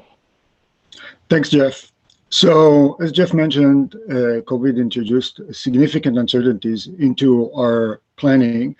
Everything from we don't know how much people will be willing to share rides in the future and where telecommuting will be, all the way to will people want to own fewer or more vehicles, where fewer fuel prices will be, and so on. Next slide, please. Next, please. Yes. So in traditional forecasting, we are usually expected to provide 1-point estimates. That means that whether we're forecasting for 1 year or 10 years or 30 years, the question is how much ridership will we have in the system at that point? And the expectation is that we'll say one number. And if it's not ridership, how much driving will happen in our system? Now, sometimes we feel like there is some uncertainty into it, and that's where those blue points come in, where we do a few things to provide a few more numbers. But in all cases, the problem is that we only have a handful of different projections. And then the red dot, or the main forecast, really rules large, and the other ones are more providing us a little bit more information. With all of the uncertainty that COVID introduced into the system, we really felt that we can't provide this kind of forecasts anymore because of all the uncertainty. We really don't know what will happen 6 months from now, let alone a year or two. And that was especially the case before we knew that vaccine is coming and how and its efficacy. Next slide. So we moved to a different way of conducting forecasting, and it's called exploratory modeling. So you can see that instead of a handful of scenarios, now we have a big cloud of scenarios. In this case, we have 5,000 different scenarios. And that's not the only difference. Another difference is that we don't have any red dots here. So we are not planning for any specific scenario at this place. We're just trying to see what all the different possible futures could look like, and then try to plan for the probability of them rather than for anyone in particular. Next slide, please. So how do we use it? So the cloud is a bit unwieldy. It's too big. There are too many dots there. So what we do is we turn it into distributions. We group together all the simulations or all the scenarios that have a similar level of ridership. And we create this distribution where on the y-axis, we have the frequency or how many simulations fall into each group. And then on the x-axis is how many trips we have per day in our system. Next slide. So in this graph, you can see on the right in blue, the blue line is our pre-COVID ridership, which was about 860,000 trips per day. And on the left, the purple line is our current ridership, which is about 350,000 trips. And as Jeff said, we've been pretty stagnant there ever since the summer. And you can see two distributions. The blue distribution on the left is a distribution that we generated in early fall last year, before we knew that the vaccination is coming and before we knew how efficient it will be or effective it will be. And then the pink distribution on the right is one that we generated early January this year, when we already knew that vaccination is coming. So we can see that the pink distribution is much more to the right of the distribution of the axis, which means that we are now projecting that we will have a lot more ridership than what we thought we could have before because of the vaccination. Now, the difference between these two distributions, we changed a few different assumptions. The most importantly, how much we believe people will be averse to sharing small spaces, small crowded spaces with other people, which is basically how much people will be willing to share transit. Now, with the new announcement, or the recent announcement about post-secondary institutions being ready to go back to in-person school in the fall, we are starting to look at new probabilities of people not working from home as much and not studying from home as much. Next, please. And here it's still not ready. We're still working on it, but just to give you a sneak peek of what it could look like once we introduce this new set of assumptions, which is even more positive than before, and we are inching closer to our pre-COVID ridership. Next slide, please. So here are the factors that we are using to inform these distributions and this analysis. So we have gas prices and how much people will want to own vehicles going forward. Employment levels and discretionary trips. Discretionary trips are trips like for socializing, dining, recreational trips, things that people could really decide whether they want to engage in or not. And then the two, what I'm showing here is on the left, we have the relatively importance of different factors before the vaccination rollout and then after the vaccination rollout. And what you can see there is in both cases, telecommuting, the amount of telecommuting and the propensity to share rides, how much people are willing to use transit. Those are the two main factors. And in all of our simulation, it shows that these are the main factors that will determine how soon and how much we'll be able to recover our ridership. Next slide, please. So how does it affect our planning? So Jeff earlier talked about PANDAS, which is our scenarios that we use both for internal planning to determine service planning, as well as for our discussion with the province. And that one has 3 levels of scenarios: high demand, medium demand, and low demand. And we knew that we want these 3 scenarios, but we didn't know where to put these scenarios on this graph. So for instance, should we put the high demand for 2022 at the pre-COVID level or higher? Or if it's lower, where should it be? So next slide. That's where we match both of them together. And what we decided is that low scenario should be P5 of the distribution. And by P5, we mean that 5% of the scenarios that we simulated have lower ridership than it, and 95% have higher ridership than it. The high scenario is the inverse of it. So 95% of the simulations have lower ridership than that, and 5% higher. And the medium scenario is right in the middle, where 50% of the simulations are more or less. So how does it translate to pre-COVID?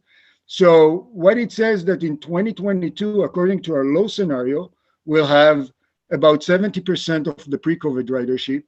Our medium scenario is about 80% of pre-COVID ridership, and our high scenario is about 90% of our pre-COVID ridership. Next slide, please.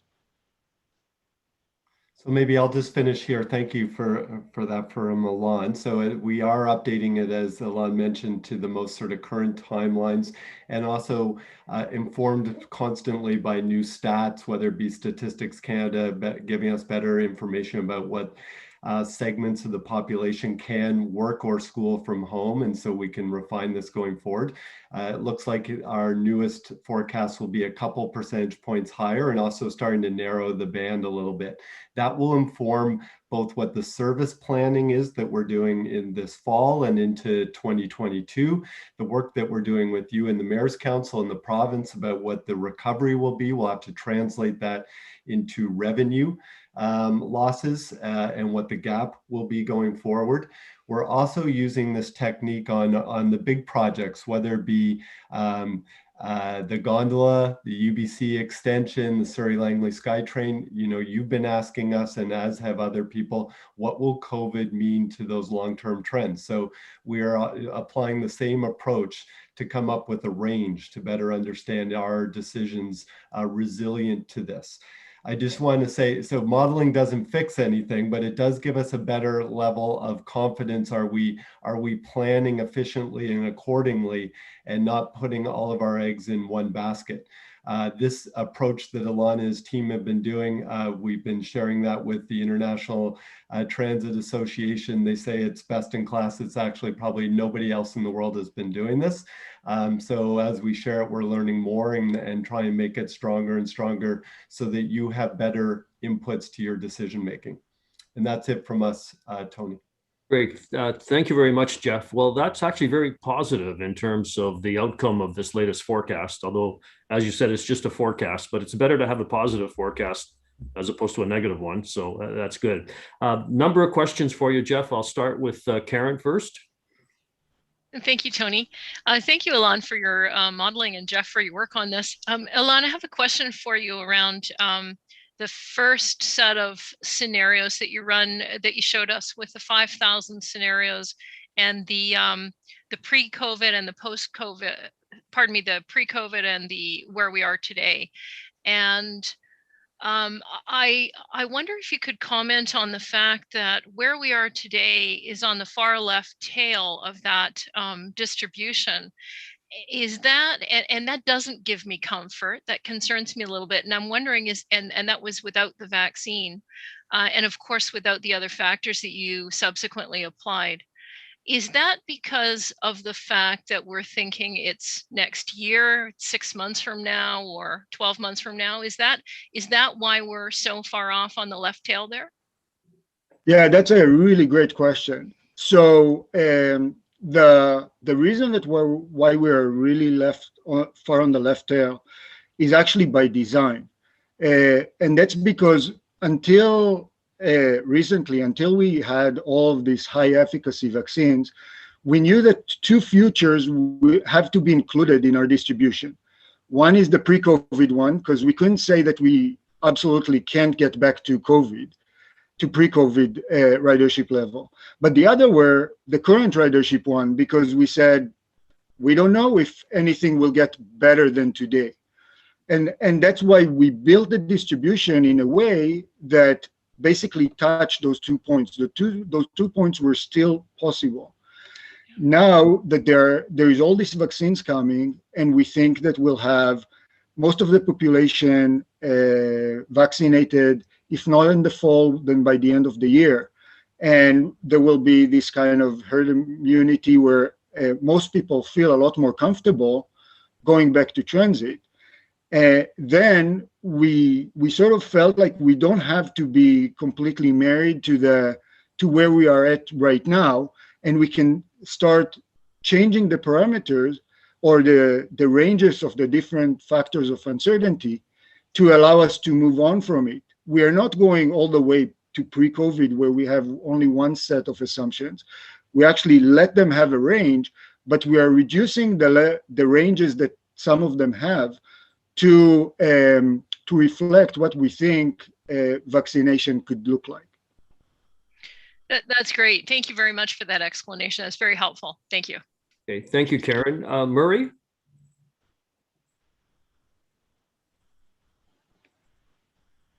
Thank you, Tony. Yeah, the one uncertainty that from my perspective isn't reflected in the information, it was a good report and I appreciated it's optimistic from my perspective to see these scenarios. But the one uncertainty that I think has a real strong bearing on return to transit ridership is the public health orders and how quickly those orders are changed and the kind of messaging that the public health officer delivers to the public about relative safety. So how do you take that into account in relation to sort of the recovery model that you're developing?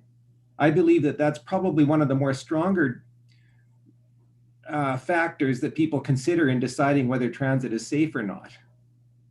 Yeah, I think that's an excellent question. So because this is a model, it's a simplification of reality. And as you can imagine, we don't have specifically the public health authority in there. But the way that it comes into play in there is with these two parameters or factors, how comfortable people are to share rides with each other. And that's why we're not, one of the reasons why we're not saying, okay, everyone will be 100% comfortable to share rides, even after vaccination, is partly because we think some people might not get vaccinated or will still be uncomfortable share rides with other people. But also it could be that the health authority will limit it. But, and that's where the post-secondary institution announcement was really informative, because now that the health authorities come forward and they say by the fall, we think that people could actually go to classes together and be in closer proximity with each other, that will allow us to lax a little bit more the constraint that we put on telecommuting and remote learning, and basically allow this way for our model to be more sensitive to it. Another one of the parameters that I didn't show in this presentation, but we did use, was the vehicle capacity, the transit vehicle capacity. So right now, our vehicle capacity is about 2/3 of what it was pre-COVID. And we, in the blue simulation, the blue graph that I showed before vaccine, we kept it at that level for about half of the simulation. Now that we know that there is a very effective vaccine coming in, we relax this one and we allow in our simulation transit vehicles to be at 100% of the pre-COVID capacity. And so we're playing with these elements together. These three elements give us a proxy to, I think, to what you're talking about. Right. So I guess a corollary to that would be that we understand that there have been very few, if any, transmissions on the transit system of COVID, and that are we working with the public health office to ensure that whenever the time is right, that there is no delay in reintroducing full capacity transit? Yes, Murray, we're in discussions with the province. We see that two things are correlated, as Alon said. If the PHO is seeing it as conditions will be safe for people to be in tight quarters in a classroom, then the similar should apply to transit, us getting back our remaining capacity. As they've said, even with the levels that we're doing right now, that transit is safe. So that's an ongoing discussion. We would like to see those things be synchronized, whereby we are expanding our capacity as people are going back to school and work. Right, because I see the orders as sending a message. That's the way I would describe it. Yeah. Thank you. Great, thank you, Murray. Marcelo? Thank you, Tony. Crystal ball gazing is always tricky, and you've certainly brought it to a new level of sophistication. Thank you. My question relates to the vehicle use that we talked about earlier in your presentation. Jeff, when you talked about the bridge traffic and potential increase in cars. So we've got this transit ridership use looking like very positive. How do you factor in the vehicle use? It doesn't feel to me that you've done that.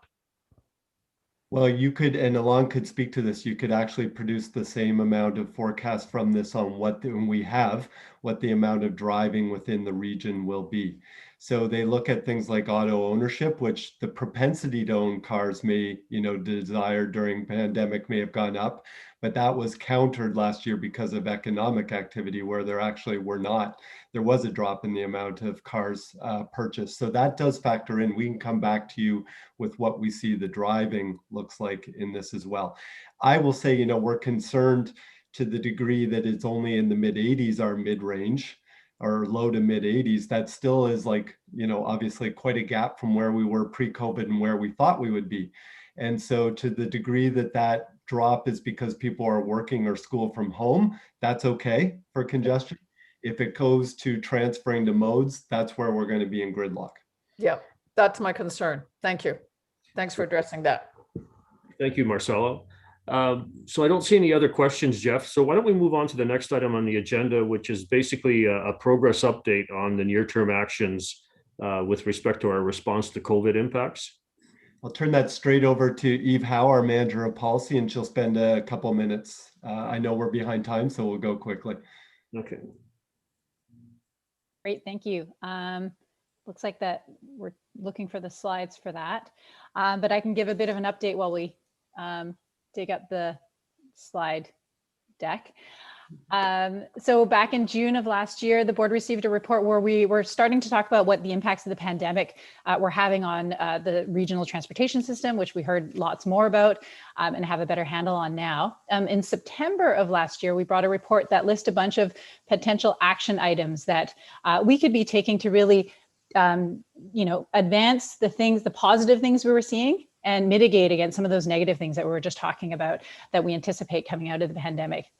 So this report is really an update on some of those actions that you heard in the list in September and that we've made progress on. So we'll talk through some of those. I'll highlight some of those. And I don't see the slide deck up yet. Should I share my screen? I think, Eve, why don't you just speak to them? Sure, I can just speak to them. We're behind a few minutes anyway. Sure. To do a summary. For sure. Yeah, so the report that you have in front of you is a long list. These are framed against the observation. So we saw 6 key observations of how the pandemic impacted the transportation system. And we talked about these in the last report: reduced transit ridership, increased driving. We also saw increased walking and cycling, increased remote work and remote learning, increased e-commerce, and increased unemployment and household financial strain. So the report talks about a number of actions to really support some of those positive things and mitigate against the negative. I won't go through them in detail. I'll note that in the appendix, the full long list from September is shared, and the report itself just highlights those that we've made the most progress on. A couple of items to note for each of those: rebuilding transit ridership. Just to highlight, we've been working a lot on bus priority, rapid response. We initiated development of a number of priority lanes last year. We'll be looking to develop more this year. And this is really to ensure that bus, coming out of the pandemic, that bus remains competitive with auto by having those priority lanes, especially in a situation where we anticipate more congestion. Supporting walking and cycling, a lot of work is being taken to look at how do we take this window of opportunity and do some, rapid deployment concepts for supporting our major bike network. So we're currently in the process of amending our existing walking and cycling capital cost sharing structure program guidelines to really prioritize in this year a number of deployments of rapid response. And the goal is to really fill a number of gaps in our major bike network to support a continuation of walking and cycling, which we've seen as a positive impact of the pandemic. Discouraging driving, we have a shared mobility compass card pilot, which I think is covered a bit more in the next topic, and that's really to make it a seamless experience for transit riders to be able to transfer between modes from transit to bike share and walk share and car share. We've created a flexible and remote work toolkit to support continuation of remote and e-learning for businesses and post-secondary institutions. We know that e-commerce is something that was impacted during the pandemic, something that really grew, and we're supporting our transit riders in terms of offering them access to convenient pickup at transit stations through our initiative with Pigeon Box, which there'll be a bit more information on in the next report. And then finally, addressing the fact that a number of households have been impacted financially from the pandemic. We've kept our fares, we deferred our fare increase last year. We've also kept our, with the help of the province, we reduced the planned annual fare increase through to 2025. So those are just kind of a snapshot, a smattering of some of the initiatives and actions that you'll see in the report in front of you. Thanks. Great, thank you, Eva. I appreciate you going through the report without having the benefit of the slides, but I'm just looking to see if there's any questions for you. I don't see any hands raised, so again, thank you. And Jeff, we'll just go to the final report that you have, which is an update on the new mobility program. Yep. Thank you, Chair. Andrew McCurran will quickly walk you through a few key points that we're pursuing. Andrew, you there?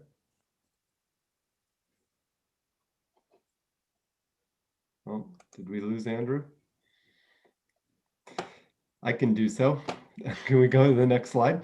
Maybe if Andrew pops in, he can take over. I see he's on there, but maybe either. I am here. Can you hear me okay? Oh, yes. Go ahead, Andrew. Hear you now, Andrew. Yeah, please go ahead. Okay, sorry. And I've got my video on. I'm not sure if you can see me there. Can't see you, but we can hear you. Okay, we'll just go with audio then.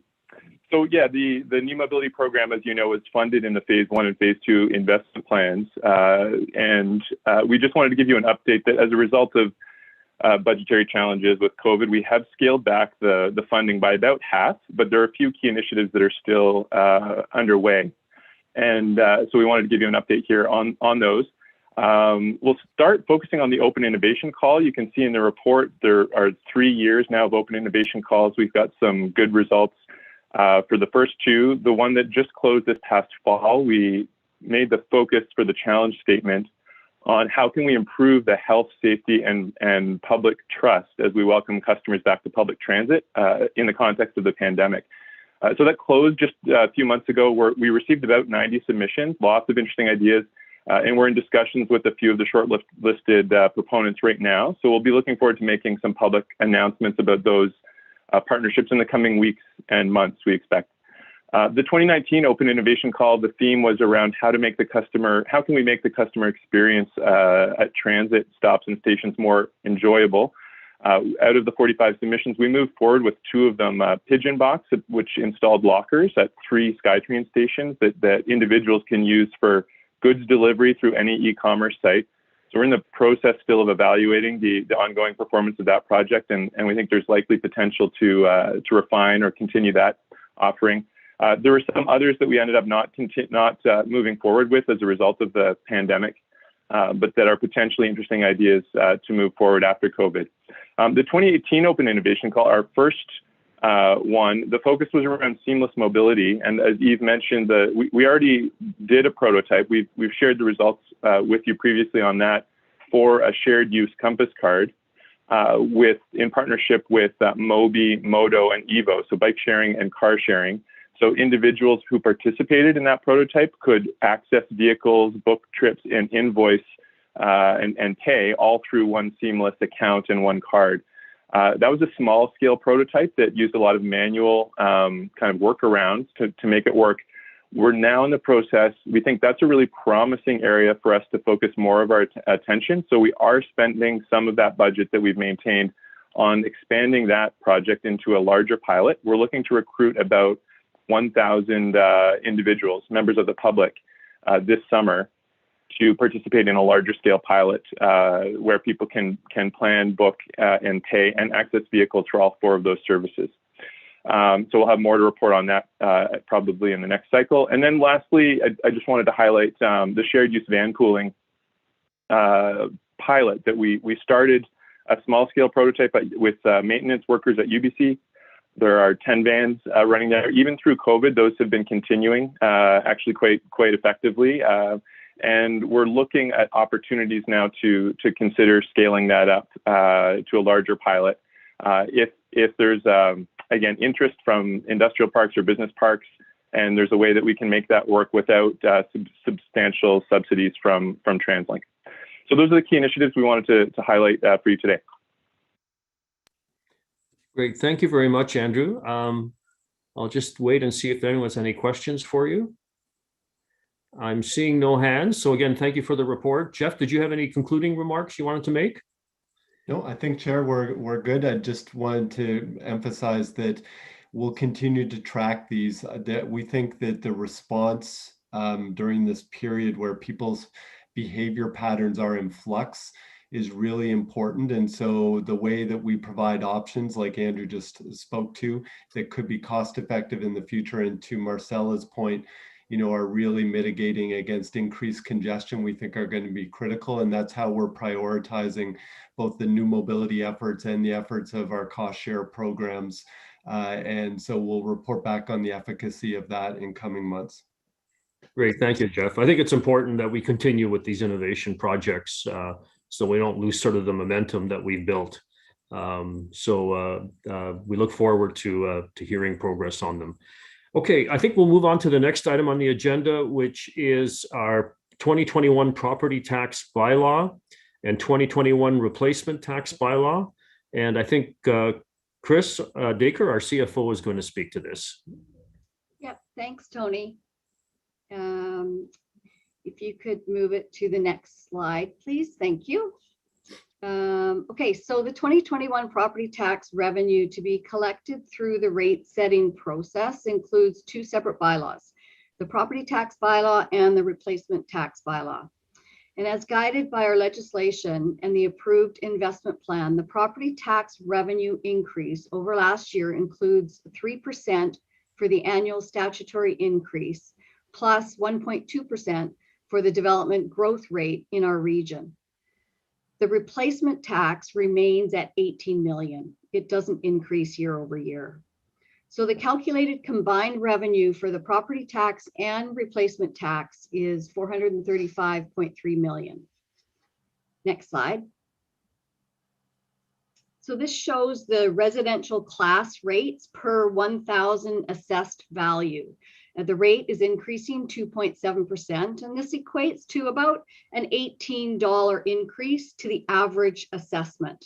And in our region, the average assessed house value is 1.2 million.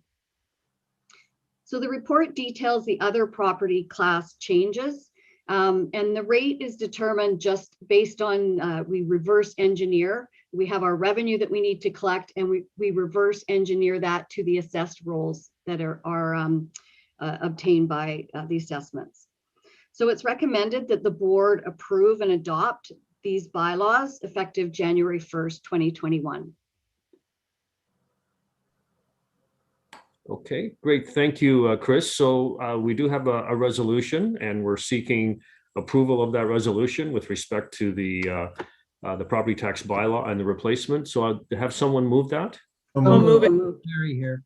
Okay, so Larry moved it. I see Marcella hand as a second. All in favor? Aye. Any opposed? No. Okay, so that's carried unanimously. Thank you, Chris. We'll move on to the next agenda item, which is the transit tariff fare amendment. And you're going to speak to this as well. Yes, thank you, Tony. If you could turn to the next slide. So the original planned and approved fare increase for 2020 and 2021 were 4.6% and 4.1%. And these increases were to support the service expansion as outlined in our investment plan. Due to COVID-19 and its economic impact on customers, the planned 2020 fare increases were canceled. So the revised fare increases are 0 for 2020 and an average of 2.3% for 2021. Next slide. The full rate tables are included in the report. I'm not sure. Sorry. The full rate tables are included in the report, and the rate increases, depending on the zones, range from 5 to 15 cents for adult cash, 5 to 10 cents for concession cash, and the stored value increases range from 5 to 10 cents. The monthly passes for adult increases are $2.25 to $4.05, and the concession fares are a flat $1.30.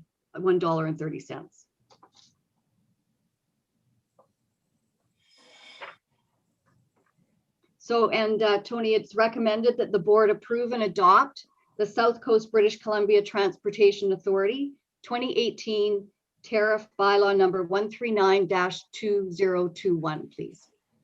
Okay, thanks, Chris. First, are there any questions for Chris on the transit tariff changes? Marcella, you have a question? I just want to confirm, Chris, two things. First of all, I'm assuming the Finance and Audit Committee approved this for recommendation to the board. Yes. Okay, thank you. Second thing is, I just want confirmation that in the Safe Start Restart agreement, the government understood in the contribution of $644 million that in 2021 fares would increase, just not as much as we had originally planned. That's correct. Thank you. Okay, I'm seeing no other questions. Can I have someone move the resolution? I'll move it. Lorraine? Moved by Murray, seconded by Lorraine. All in favor? Aye. Any opposed? Okay, so that's carried unanimously as well. Okay, thank you, Chris. Thank you. Okay, so we'll move on to the next item on the agenda, which are basically committee chair reports. So Larry, we're going to start with you in terms of giving us an update on the Planning and Stakeholders Committee. Thank you, Chair. I'm going to be very short in the interest of time. I know that we're falling behind. We spent most of our time, we had a very long agenda, in fact, an unusually long agenda. We had 13 items, we had 12 consent items. We were very busy, but we spent most of our time on the Transport 2050. And the team brought to us some of the key questions that have emerged as a result of previous public engagement, but most importantly, the discussion with the Mayor's Council and our board in order to get ready for the next round of public engagement. And so we spent, we debated those and came to some advice for the team moving forward on that. I'm pleased to say that 2050 is moving forward well. It is well coordinated with the Metro Vancouver's planning, land use planning process, and that the public should start to see more of this moving forward now with the new round of public engagement. And I'm very happy to see that it is very forward looking, very innovative and progressive in its perspective. We also spent a fair amount of time talking about the policy framework for major transit project contributions from municipalities and other local partners. This in the past has been dealt with differently under different circumstances. And there has been reaction, I think, from some of the municipalities about the equity and all that in the past. Well, this now brings that around, so there is equity. There is a consistency with the way this policy will be used in the future. And that was done with a lot of input from the municipalities. And so that was also an area we covered. And then thirdly, we covered the items we've just been dealing with on COVID recovery, ridership projections, and active mobility. We went into those in quite a bit of detail. We had an update on the Burnaby Mountain Gondola because that's now going out again for some public engagement. And so it was a busy day. I won't go further into that. Thank you. Great, thank you, Larry. Any questions for Larry on his report? Okay, I don't see any hands, Larry. So we'll move on to the next item, which is a report from Marcella on the Human Resources and Governance Committee. Thank you, Tony. I'm going to repeat what Larry said, a very complicated, long meeting with many items, but we have a very short time here. We're already over time, so I'll just go as quickly as I can. First of all, we always look at a quarterly human resources report provided by our Vice President. I think the most noteworthy is all the incredible work that has been done by certainly the HR team and many, many other teams within the organization responding to the cyber attack, in addition to keeping up with all of the regular innovative work that they're doing. So I just want to send a big shout out and kudos to the team for all the work that they've been doing. They continue to develop and offer new training programs that are required, particularly around wellness and mental health.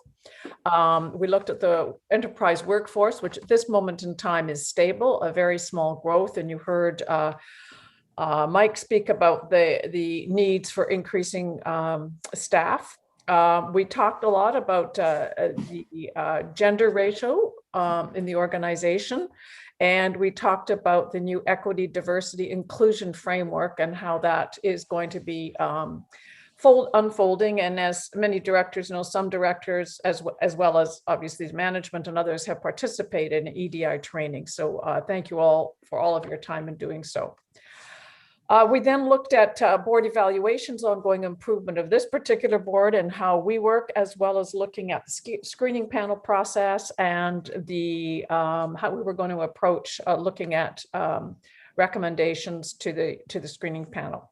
And then lastly, I'll just refer to a whole bunch of documents that we approved, from subsidiary board appointments, conduct advisors, terms of reference, corporate policies in the organization, et cetera.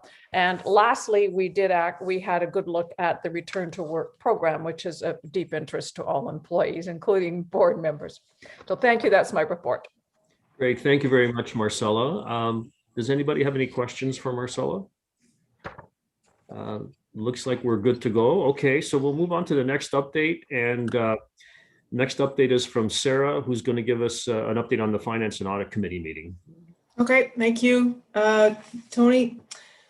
Also a full agenda, but we focused a lot on safety. And as everyone heard today from BCRTC, Transit Police, and Coast Mountain Bus Company, how much the organization has focused on passenger safety as well as employee safety. And we can see that all of the various parts of TransLink and their subsidiaries are making very good gains in this area.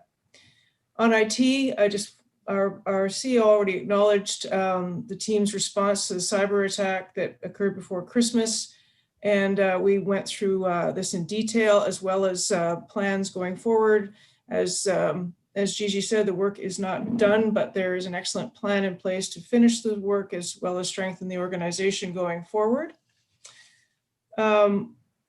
We had two recommendations that have already come to the board: the property tax bylaw and the transit fare amendment, which were recommended and then passed today.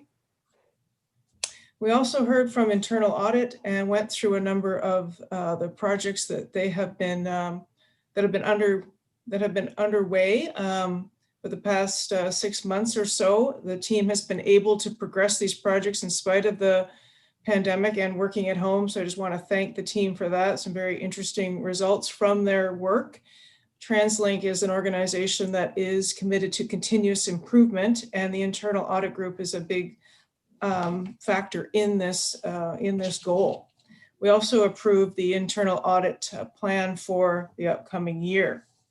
Some of the other items we heard about were the status of the federal funding, as well as the projections for ridership, which we did cover in this group, but how this might affect our revenue going forward.